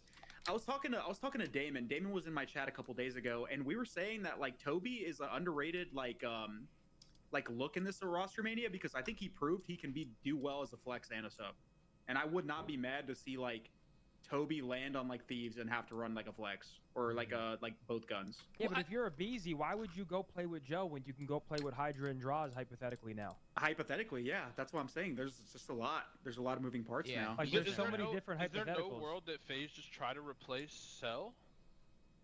Like, is there? I mean, bro, like, you don't think that trio would stick if they got like Rencor? I mean, if they could get him, but I don't know if that's possible. They have a very unique problem. that like those guys team together for 6 years. How often does that happen in esports? Like there's just so much there. Like I don't know if they can't feel confident they can win or not be day to day or whatever. It's got to be The only tough. team that I haven't heard Abe on is FaZe, so I feel like that says enough. Yeah. Toby could also join this join FaZe and just be the second or like either like a sub or a flex for that team too. Listen, I don't know if I'm reading this right, but in my opinion, the next domino is Scrap. It was first the domino was MC. Now it's Scrap. Well, it was a BZ and now it's Scrap. Yes. I mean, you think Scrap joins? Well, I saw a Scrap, post that Ernie, apparently it's maybe. like already a lock. Do now. I think Scrap joins? Honestly, it's possible. Like, there's no way to know, but once again, I think there a are lot of certain that, numbers that there's yeah. not. Bro, if they choose to reach into that bag and they really push the envelope, Steve's hands are tied. Ernie's gonna be like, well, fuck, Paco, I love you and I love this team. You But just say they're offering me fucking millions, so, like, what do you carbonara, do? dog. Ernie's gonna say, you know what, Paco, we'll grab you next year. All right, just hang on The tight. fuck is wrong with you, dog? That's the problem that we were talking about. Yeah, no, 100%. That's the problem, Slay. But that's what they're gonna do. I mean, he's gonna say, hey, Paco, you hold on tight over there. I'll be right back. We'll be back. Yeah, You it's know kinda what I like, mean? listen, I'll be spinning the block of the year. Exit and I'll get you there ASAP. And bro, honestly, I'm sure Hydra would look So, at Scrap. who'd you have spit in the food while you were making it?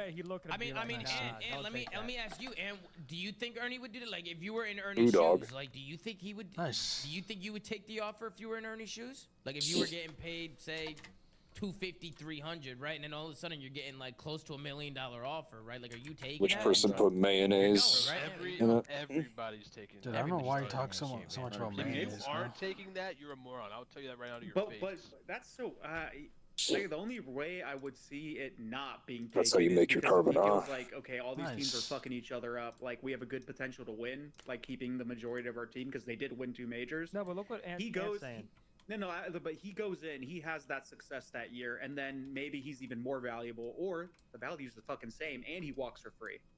Well, Namos is right though, because it is Celium and AG, right? It's not like you're joining a team where you're like, fuck, bro, we don't have a single Bro, chance. what is this, bro? Hold on, I got a Like, clip. you're still playing with good players. Wait, but hold on, Zinni, hear me out. If Scrap, let's say, doesn't join, and he stays with Thieves, and Falcons get whoever the fuck they get, they're going to take that beginning of the year, or even the whole year, to weed out either Xnid, or if they have another issue on their team, potentially fix that, or at least make changes. So that way, let's say Scrap joins next year, when he's free, like, if he does get that offer, he's going into maybe a potentially more stable environment right away, while still being on Thieves for another year and potentially winning more. But I have and then a going clip. to another team that Before could you guys potentially win. continue, I got a clip here. Exit and MC having a conversation. Apparently they can't understand each other. Let's do this. Listen to this real quick.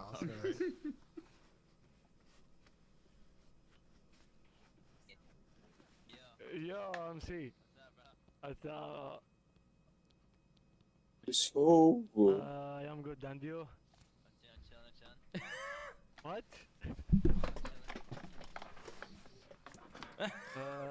I do not see the Nazi symbol, my friend. Hey, bro, listen, I'm gonna be honest, bro. Like, in-game, bro, in-game. Exactly. Imagine in-game Brother, comms. in-game, it's cooked, bro. It's cooked. That's the clearest I've heard MC talk in my life. He said, I'm chilling. He said, what? Imagine he's on me. He's like, what the fuck is he saying, Clay? Yo, we need coaches on stage. Play's gonna be calling out for. Hey, bro. Dude, listen, I talk about comms a lot because I thought it was a big problem with Atlanta FaZe this year. Bro, comms is a serious thing, and if you can't understand each other in-game, you're never going to be on the same page. Like, it's actually chalked. Like, all great teams have great teamwork and good comms, right? So it's like, if you're missing that, it's going to be tough, bro. Like, when you're playing a team, for instance, if you're playing Optic Texas, like, you're not going to win, bro. If they're common how they usually comm, like, they're just going to be a step ahead. Like, I don't even know how you make that work, right? Like, maybe back in the day, years ago, I'd say, oh, you can make it work. But comms are just way too important now, in my opinion. Well, that's why I feel like there's so much pressure on Exnid in this situation. Because he kind of has to make it work. He has to deal with all of these things. Because it's not going to be MC that goes next, right? Like, it's going to be him if they're going to get MC for that much money. So now it's so much pressure on Exnid to be a better communicator, understand comms, and facilitate the game and play away to set these superstars up. Yeah. It's just so much on his plate, bro. Yeah, for sure. And what I'll I say to agree. you, Chris, prior about what you were saying, is I think Scrap's fine either way. Like, he has such insane stock that, yes, if he plays with Thieves for a year, 100% has a chance to win. If he goes to Falcons, he's going to get paid a fuck ton of money for years to come, right? Like, there are a few players with high enough stock to where no matter what, Scrap's going to be okay. Yeah, I think if you're Ernie too, if you're Isn't it nice when things are as good as gold? You know, when your fave spot I is think they're always calling nice. our generation And your the most usual? unlucky generation ever. Perfect. If dating matches always match there, well, hello. And all your friends arrived right on. If I wanted to, I don't think I could argue that. I'll be back.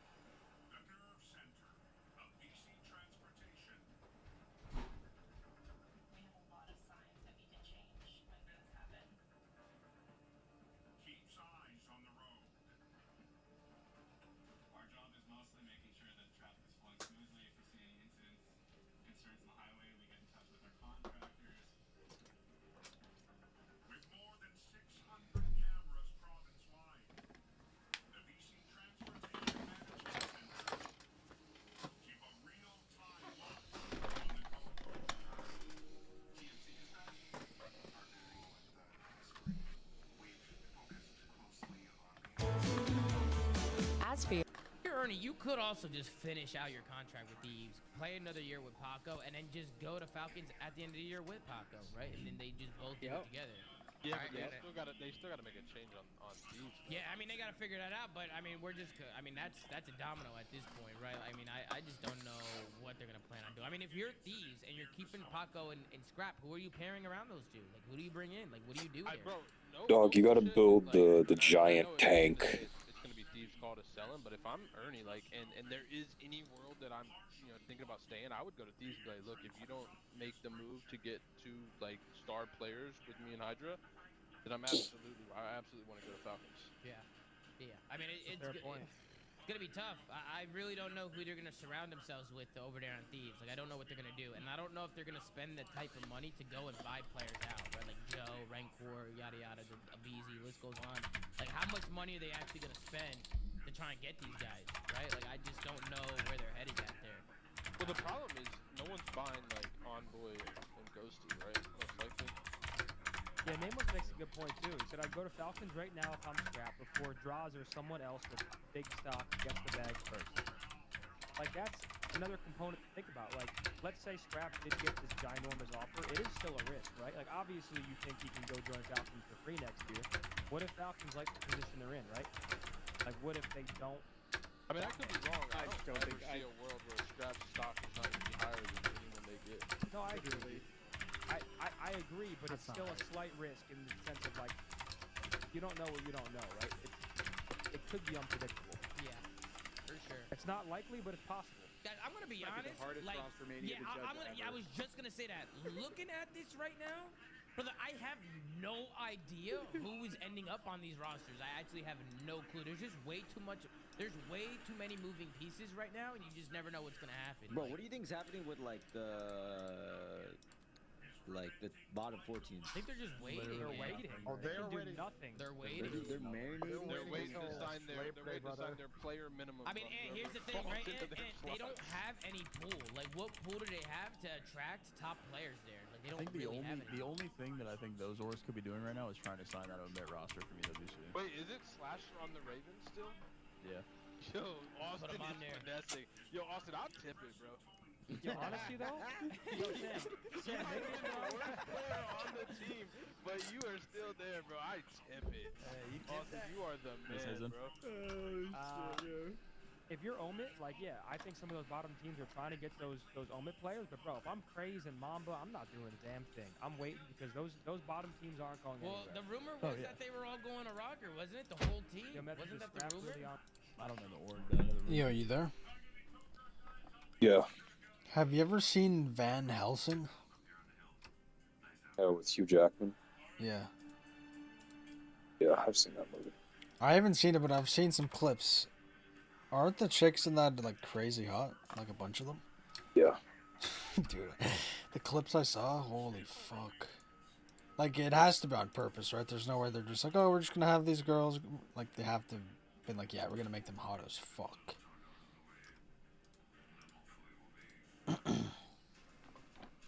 That was insane. I mean, was they're trying to play somewhere together? Listen, there's a world Did I where just like leak? Because I heard there's it was Rocker. there's a world where one of these like bottom 4 or whatever teams is gonna get one of the like good players that got left out of the top teams, and then that's where people are gonna want to go.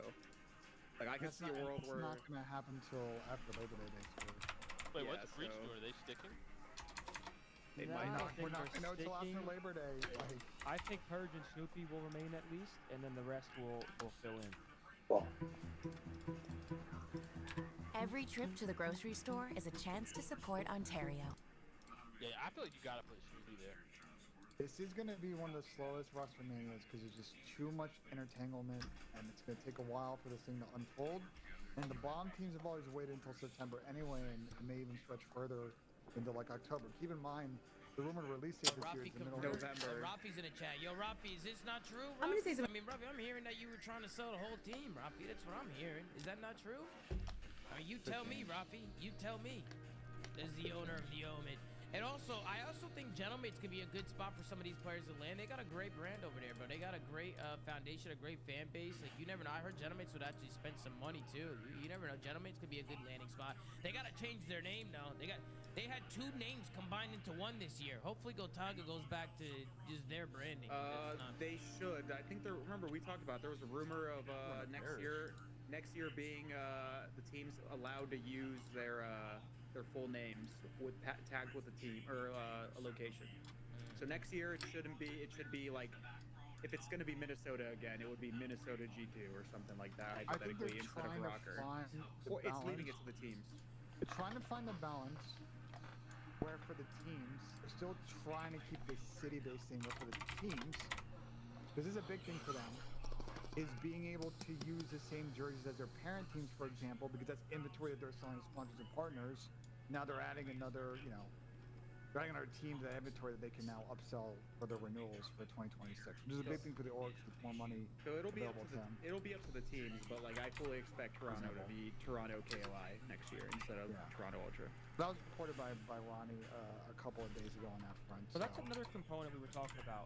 Is Ultra's budget, or is KOI more involved now? Because Ben, you would know more. KOI is huge overseas. Bro, their owner, or at least the guy involved, is like the biggest streamer in the world. He just had 11 million viewers at his boxing event. He set the worldwide live stream record. Like, Abai is colossal. Yeah, but I think between Adam, Neil, and Abai and like a bunch of other people, I think they've all kind of, I assume, split the turf on how the teams are managed, Like, I think if anything, to the point I just said about the KOI thing, with regard to sponsors and partners, like Is that's it Koi? Koi, KOI, whatever. But like, It's all uppercase. I'm saying all the letters. The point is, like, it's happening because they want to be able to, you know, like, have that unified, like, inventory. I don't think it's going to change how the team is managed by a team on the ground in Toronto. You know what I'm saying? Like, mention them. Like, I think it's still going to stay how it is, but the branding makes sense for the business and, like, the parent company that owns them. Apparently, Ronnie just retweeted his article about Scrap going to Vegas. No fucking way. And I'm not sure if that's like intel or if he's just No, I think pumping the Ronnie's article. kidding, bro. He's in the for retail. Listen, Ernie FaceTimed me this morning, and he looked happy. How much you think Ernie has to get to go? You want my honest 100% What's answer? like the number? Let me hear the number. Salary or buyout? I think 800,000. Salary? Yeah, probably. Yeah, salary.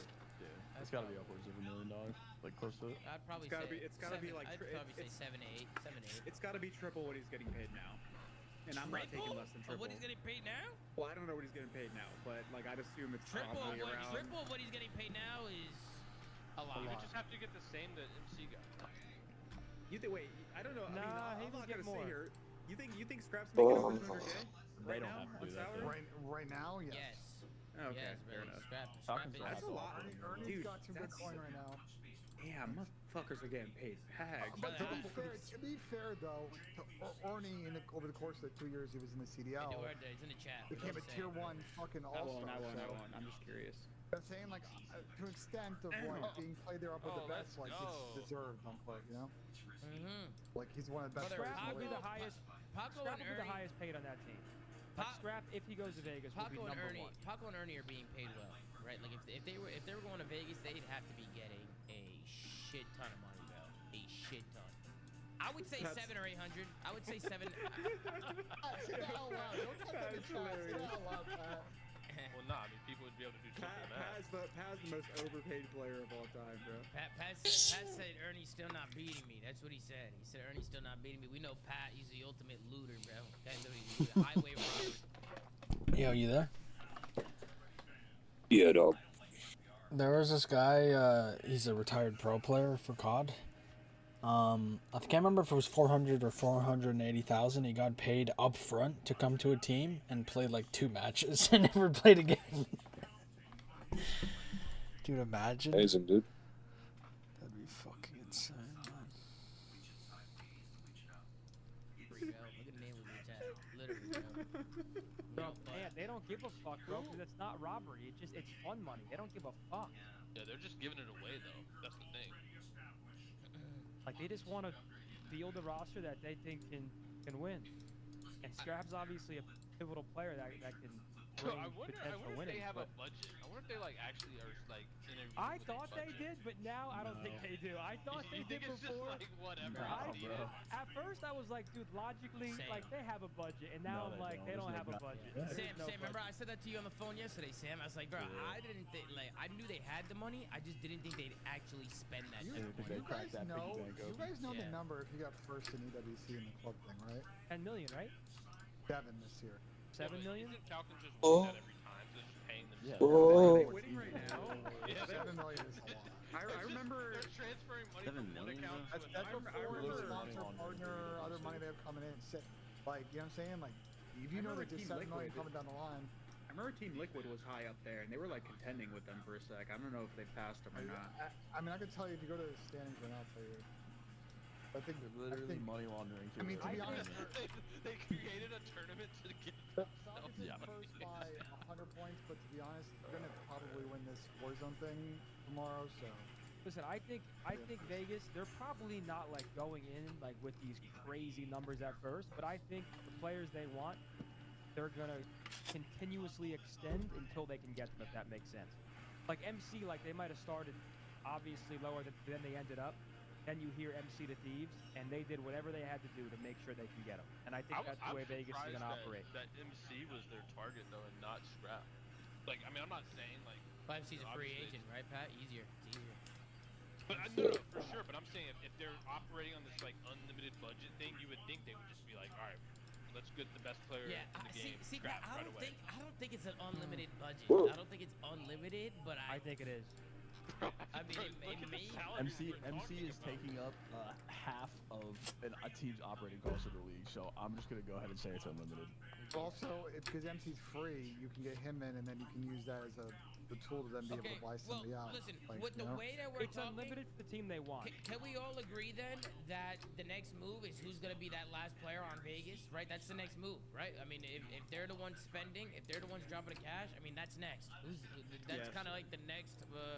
And if you lose Scrap and you're Thieves, you do whatever you can to bring back Draws. And you say, Draws, what do you want? And if that's a BZ with them or a Kenny, I think Thieves will make that happen. Because I think if you're gonna lose Scrap, I think you have to get Draws. Yo, hypothetically, let's say Falcons make this insane offer for Scrap, and Thieves say no. Do you think they just turn around and be like, all right, we'll give you the same thing for Hydra? You think Thieves would ever sell Hydra but not Scrap? Nah, it doesn't make sense. That doesn't make sense. Nah, if they're willing to sell one, they'll sell the other. Well, if Falcons do it, then they wouldn't be playing with X-Men. That's like their whole thing, right? I mean, at this point, I mean, that just seems crazy to me. That's what they're doing. Yeah, bro, somebody in the chat said, have we heard anything about C9? Brother, these teams are compromised right now, bro. They're compromised. Like, those teams can't even make plans yet. Like, I don't even know how they're building rosters yet. Right? Like, we gotta see, like, what happens here at the top with these teams. And then, like, I feel like some of these teams can start making some moves and actually, like, making plays here. After this Falcon ship fizzles over, it's just about where FaZe and Thieves go. That team will get mixed together, then Ultra, and then everybody else. I would say Koi, too. I think Genomates is in the mix there. I think after Falcons, then Thieves, FaZe, Koi, and Genomates. I think those are the 4 teams that we pay close attention to. What's going on with Sib, you think? Like, do you think Sib just is on Cloud 9 and they're going to build a roster? Like, I feel like Dante will end up somewhere, maybe. But they're not answering his text messages, bro. You saw just the like clip. the 5th AR. Well, that's different, bro. He texted. Where's it? Oh, my bad. No, I was going to say Dante, Kismet, Neptune, Kleenex, and, like, Insight are, like, the last couple of people. What were you going to say, What were you going to say? No, I'm playing zombies right now, and I'm asking my chat, like, shit. We're just not locked in Tugga, though. Think if Falcons come to nade with the 661 pace harden for Scrap, who does it? Yes. I mean, that's $1 million skin, though. That's a lot of money, and I'd sell it. Okay, hold on. Yo, let's talk hypothetical. How much do you think it will actually cost for Vegas to get Scrap? Like, what do you guys think the actual number is? No, 1 I million? think high 6. 1 million. Wait, 1 million. Sam, you don't think like 500K Thieves will sell them? No. Not 500. Absolutely not. Not 500. High 6 figures will get it done. Like, you think 800? I think it's close to the problem is that there is at some point, unfortunately, is how this shit works. At some point, the board of thieves is going to be like, dude, just that money can get reinvested in a meaningful way for our business. Like we just. I think it's recouping their original buyout for those two and all this year's operating costs with their new roster addition. So whatever that amount comes to. $1 million. I mean, I'd be like, you're saying, would you repeat that, Pat? Repeat that? So basically, they got to recoup the cost they paid like to get Scrap was Scrap never and on the Envoy. team. Yeah, and then they have to pay for all of this year's player salaries and operating costs, including their new player that they signed. That's like over $1.5 million, if not like close to 2. You know? How is that over $1.5 million? They For only 4 paid players for 150, right? Buyouts and those 2 players for 2 years, basically, plus the rest of the team. I mean, they might. There's a rule where they keep up. No, not for 2 don't years. Not for 2 years. For 1 year. Damn, bro, they might pay $1 million for like Scrap. Closer to a million, but if it's just Scrap, it's going to be about $1 million. I think if Scrap goes, they're probably going to keep on doing. I don't think they're going to be able to get an upgrade there that they want. I disagree. I think they go for BZ and Draws at that point. You do a BZ, Hydra, Draws, and then either Kenny or Dan or whatever. yeah, that maybe fuck that. Maybe fuck that. Zach doesn't want to leave, but it's. There's also a world, or maybe Envoy goes to a fucking AR. Like, Envoy's ran an AR. He's pulled it out. What type? Or not an AR, but a flex. Now we're smoking crack. You never know. You never know. They might not get rid of him. Now the way that deal plays, bro, I don't know. I feel Envoy can flex. Envoy can flex. I know, but you're taking Dill out of his best skill is finding gaps. I think Dill's a lot safer with Scrap on the team than if they lose Scrap. Is what I think. How does that make any sense? Because I think you have to go for Draza if you lose Scrap. And then he might be like, okay, I want a BZ too. Oh my god, this all ends up with Ken, Zach, Dill teaming on Thieves, and then it's Because just right now, happens, bro. Tom, I don't think Thieves is going to go spend money on a player to replace Dill. And if they sell Scrap, they'll then have the money to actually go make a move. Yeah, they use that money, yeah. Thieves sell Scrap, sign Simp and BZ. I don't think FaZe With would the sell money, Simp for Thieves. with the money that they just got for scrap. I don't think FaZe would sell Simp. I don't think Simp will want to leave. I'm surprised Vegas You isn't don't think knocking for Simp Simp, would bro. want to go play with Hydra, Abizi, and Trust? I would be. I think he Simp would try and flex. get. They would try. It would be a tug and war from both sides. And FaZe would try and get fucking Hydra in that situation because they already have Yeah, the but other then guys Thieves corralled could on their just end. offer all the money they just got for scrap. Yo, Sam, if you would have kept playing, bro, you could have been on Falcons Bro, making billions. Sam, you could have rolling in it, man. Not worth it, man. Wait, Simp on a flex with Abizi and Hydra and Draza? But can we talk about how this whole conversation in past years in Roster Mania, right? You have this team. That's team a of good ass team. You That's have an insane. That is an insane team. the way that Roster Mayday Mania- Arvo is dead, Sam. It's just dead as hell, Pat. Dead and gone. The way that Roster I Mania got Tobias Kleenex flexing. That shit dead. The way Roster Mania is put on the past, right? Last couple of years. You have a couple of teams that stick, and then a couple of teams looking for one. And Roster Mania is like fairly straightforward.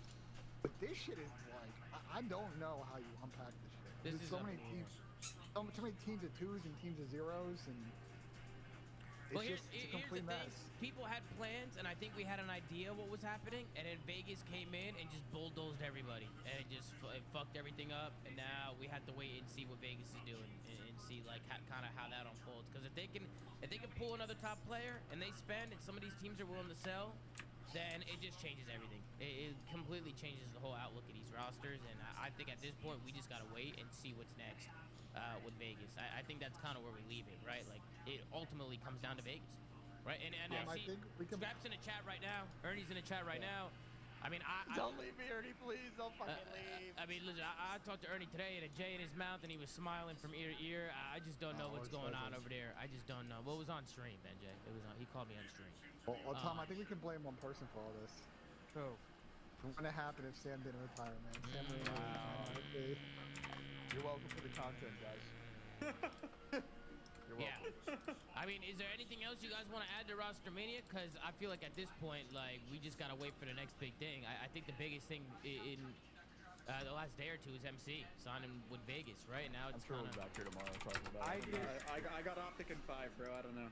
I don't think anybody saw it getting to this I point. like that. Is my final. Like I cannot believe Vegas is. I knew it was possible, but this is like Thanos getting the Infinity Stones. Like damn, like yo, they're actually. They put the glove on and they're about to snap. I really Because now thought they were if just Scrap's on the literally table, it over changes market everything. price, I mean, bro. These guys are just cracking open the bank. I mean, there's a guy in the chat that said build rosters. Brother, I don't even know where to start. I mean, we can't.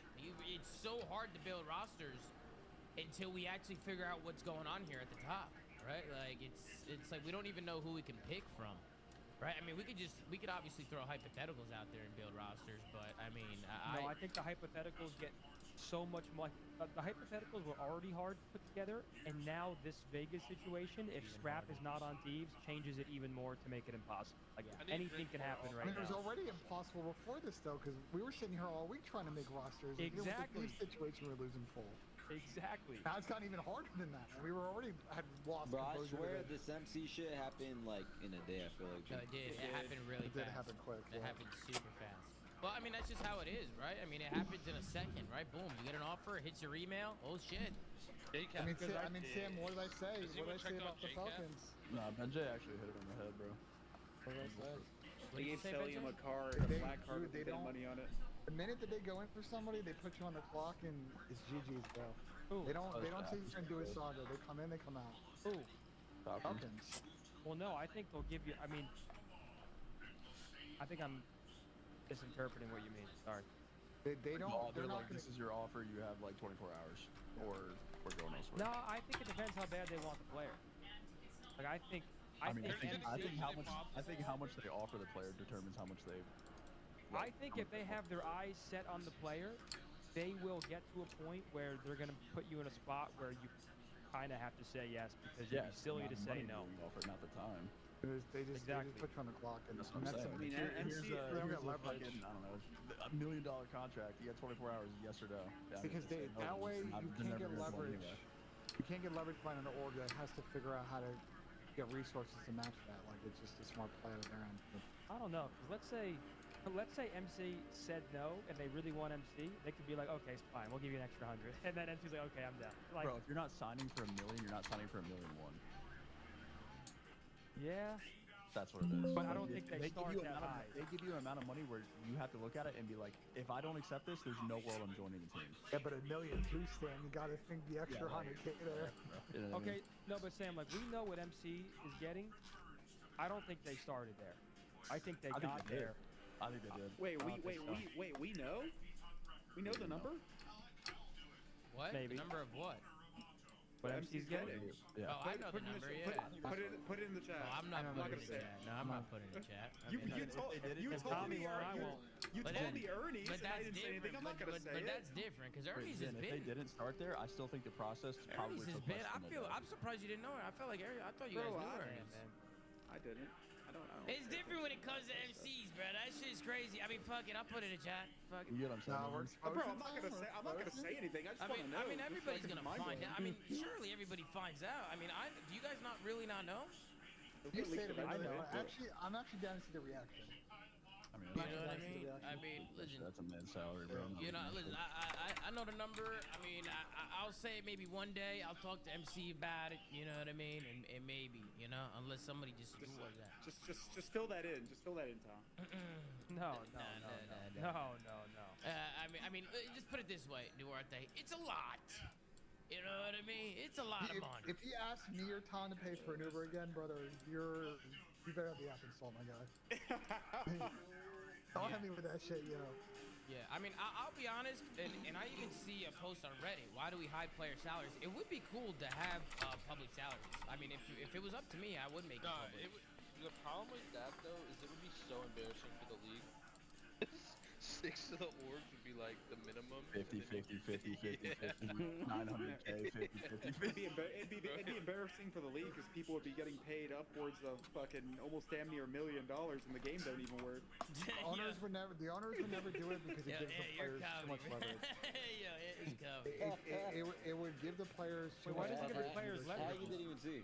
I did. You could go and see and say, yo, you're underpaying me to the marketplace. Duarte, what do you think about that? Duarte, what do you think about that Players number? already Duarte? do that. Yeah, but players already do that behind closed doors. They already Now use. you're adding a public angle that pressure. Generational. Adding a public angle that pressure because it's all out there. Yeah, I get it. I hear what you're saying. I know you guys all. I mean, everybody in every industry does it. But if you're in a, listen. Pro tip to anyone that's out there and you work a job, or you should. It's no problem to ask your coworkers how much they're getting paid, so everybody's not getting fucked by their employer. Not 900K, by the way, Chad. It was just a number. It's less than that. Yeah, it's fine. Bro, 899K. yo, Sam, they might give Ernie $1 million, bro. 899K. A mil buyout. No, they might give him $1 million salary if it comes down to it. No. Could you They're not gonna pay imagine? him more than they paid MC. There's no need.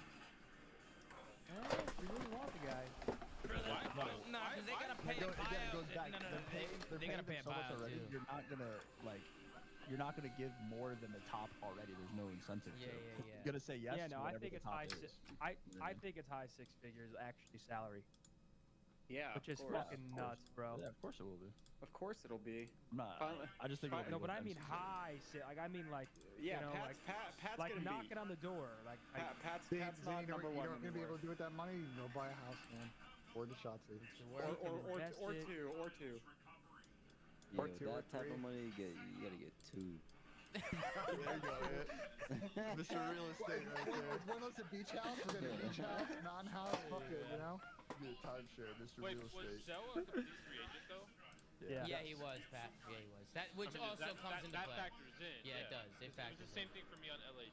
Like, Does it though? Because Yeah, it usually does. I'd agree with you, but for does sure, it? bro. Yeah, 'cause there's You don't only have one to cost pay a versus two. buyout. Yeah, you absolutely get to. KFC's $5 sandwich of the day is back. A different sandwich deal every weekday, all summer long. What's your worst assignment horror story? I had a 10-page paper, and that didn't turn out too well. Just last night, actually, I had to do 20 idea journals in 2 hours. That's insane. Have either of you ever struggled to write citations? Like that But- cost. You can run that salary up. Player There's no salary. But buyout. does it? That's how you. In that's this how you land a scenario, player. I agree mean- with you in I mean, LAG in a and other sense- orgs. I in a usually agree, sense but that does they it have matter? Unlimited bankroll, no. That's but what I mean. That's still just like a very normal thing. Like when they don't have to facilitate a buyout, like yeah, your base cost is just gonna be higher because that's the demand to get you there. I don't know. We'll see.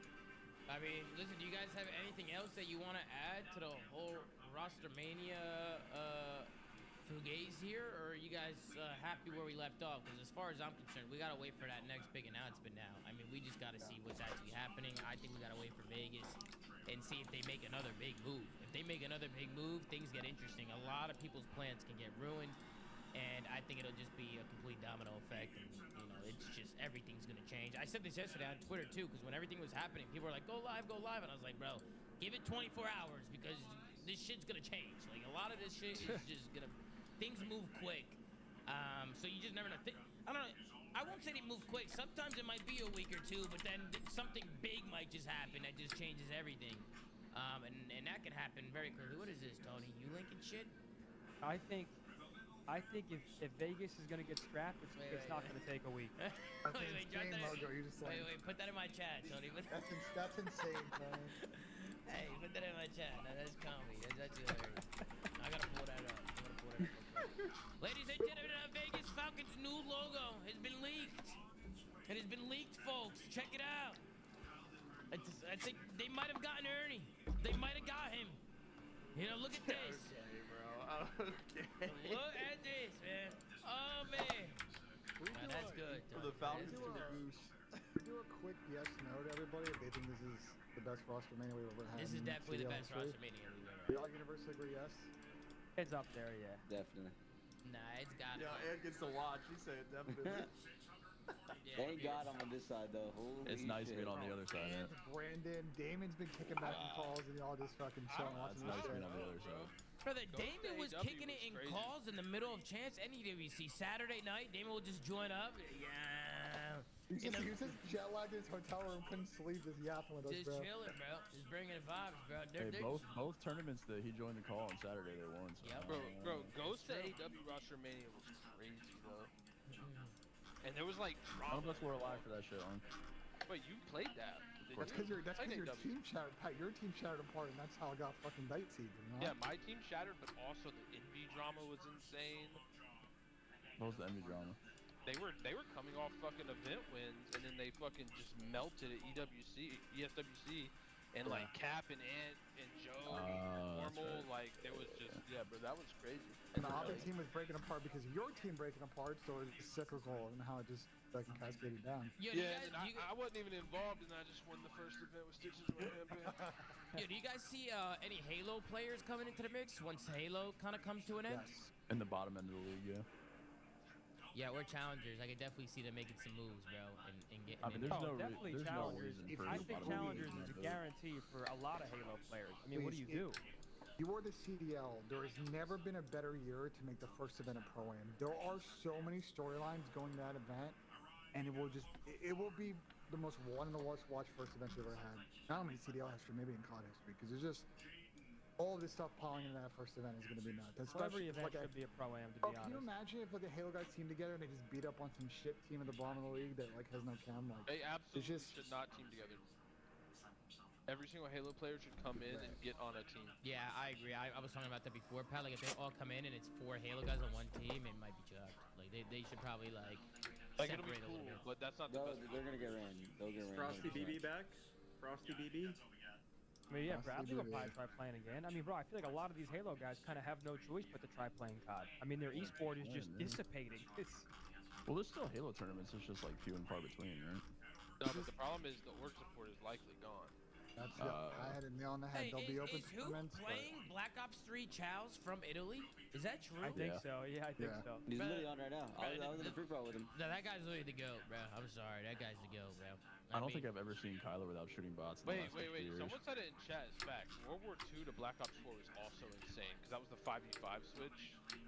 Yeah, that offseason. That was not as crazy as this one. Still, this one is just like, cheese though. Wait, yeah, no, this one's not. Hey, I heard Kyler say yesterday on stream that he's in the south of Italy. Do you know where? Nah, I literally have no idea. I'm not gonna lie. Wait, you were streaming yesterday? I heard. I think it was on Bruce's stream or something. How does he have a setup? Because his family lives there. Yeah. Like his family lives in Italy, and he mentioned on stream that he's in the south of Italy right now. I'm just actually curious where he's at. This guy won champs, now he's vacationing in the south of Italy. Holy fuck. I mean, if he's in Calabria, you might need to out there in IRL combo with him, bro, and see what the fuck's out there. Yeah, no, he Is it nice over there, Calabria? Yeah, Calabria is where my family's from. It's where my dad and my grandparents are at right now. They're in Calabria. That's why I was wondering. Like, I wonder how close he is. Because if he's down south, I mean, that's like, I mean, it depends how far low he is, but I mean, we're pretty far down there, bro. We're all the way on the heel. So I was just curious. I don't know what he's pinging like over there. How's he pinging? How the fuck is he playing? Is he pinging 200? He's probably on the exit leg, probably. Oh, okay. Yeah, because I could only imagine the ping playing from there. Yeah, but exit lag is still going over an undersea cable. Like, it only Oh, he's in Naples. He's making it happen. He's in Naples. Oh, so he's if he's in Naples, he's actually pretty close. That's crazy. He's got fiber, bro. Where is he? He's good. In Naples? In Naples, Napoli. That's actually kind of crazy. That's insane. This guy's playing fucking Black Ops 3 Challenge from Naples, bro. It's literally nuts, bro. What a legend. And now Antonio fucking Conte, bro. That's fucking insane. But anybody else got anything to say on anything, any Black Ops 7 stuff? Halo guys, Roster Mania, leagues, salary caps, fucking, I don't know, anything. The floor is yours. With every player in the league. Benjay, what's going on? Why are you beefing with everybody, I'm on a generational time. We're just squaring, bro. I don't know, but not really. Not when they were in the call. Not when they were in the call, Benjay. No. I got 04 in my chat asking about me. これが篠宮長官の思い描く最強の舞台。何か引っかかる。奴の目的は何だったんだ。残念だ。体重最近の。成海隊長。こいつ落とすわけにはいかん。 Unbundled home insurance means you.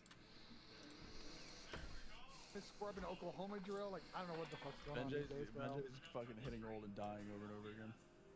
I don't know, bro. I'm seeing some tweets hit the community, bro. I'm seeing some tweets over here hit the community. Well, yo, you and Abe, you guys got beef, or is it like squash? Who knows? No, they got beef, bro. They got beef. No. We'll find out eventually. Yeah, it dropped, bro. You didn't hear it? Bro, yeah, it was all my fault, man. It was all my fault. Bro, it's not good. It's not good at all. Okay, guys, listen. First of all, I wanted to thank Ant and Tony for hopping on today's episode. Absolutely. We get a W in the chat for Ant, 2 Ants in a call. Shout out to both of them. Absolutely, it was a pleasure. Absolutely, and yeah, guys, when it comes to Rostermania, I mean, yeah, keep the noties on because I'm sure we're gonna be running another episode here soon. I don't know what to expect at this point. I mean. Everything's kind of hitting the fan. Things are changing day by day. I just don't know what to expect anymore. I was so shocked to hear some of the numbers being thrown around. So I just, man, this is really just, this Rostermania, in my opinion, is the best we've ever had. I mean, there's just so much happening right now, and you just don't know what to expect. Benjay, you want to hit us out with a putt here? You want to hit a putt? Am I doing a putt? We don't traditionally do a putt on these shows, but should I do one? You gotta hit a fucking putt. We gotta let absolutely, Tom, absolutely. We gotta let the Ant duo I was on a good get some run predictions EWC, here. Remember? No, I mean, bro, you haven't missed a putt in a while. I got him missing it. No! Nah, I got him making it, bro. He has so many reps that he's dog shit. Did he break? Misses this. I mean, he's pretty good usually with the putts, but when he's under pressure, he gets nervous. He does get nervous. Let's see. He's stepping up to the plate, Benjay, with his slippies on. He misses it, and it's wide right, and the streak has come to an end.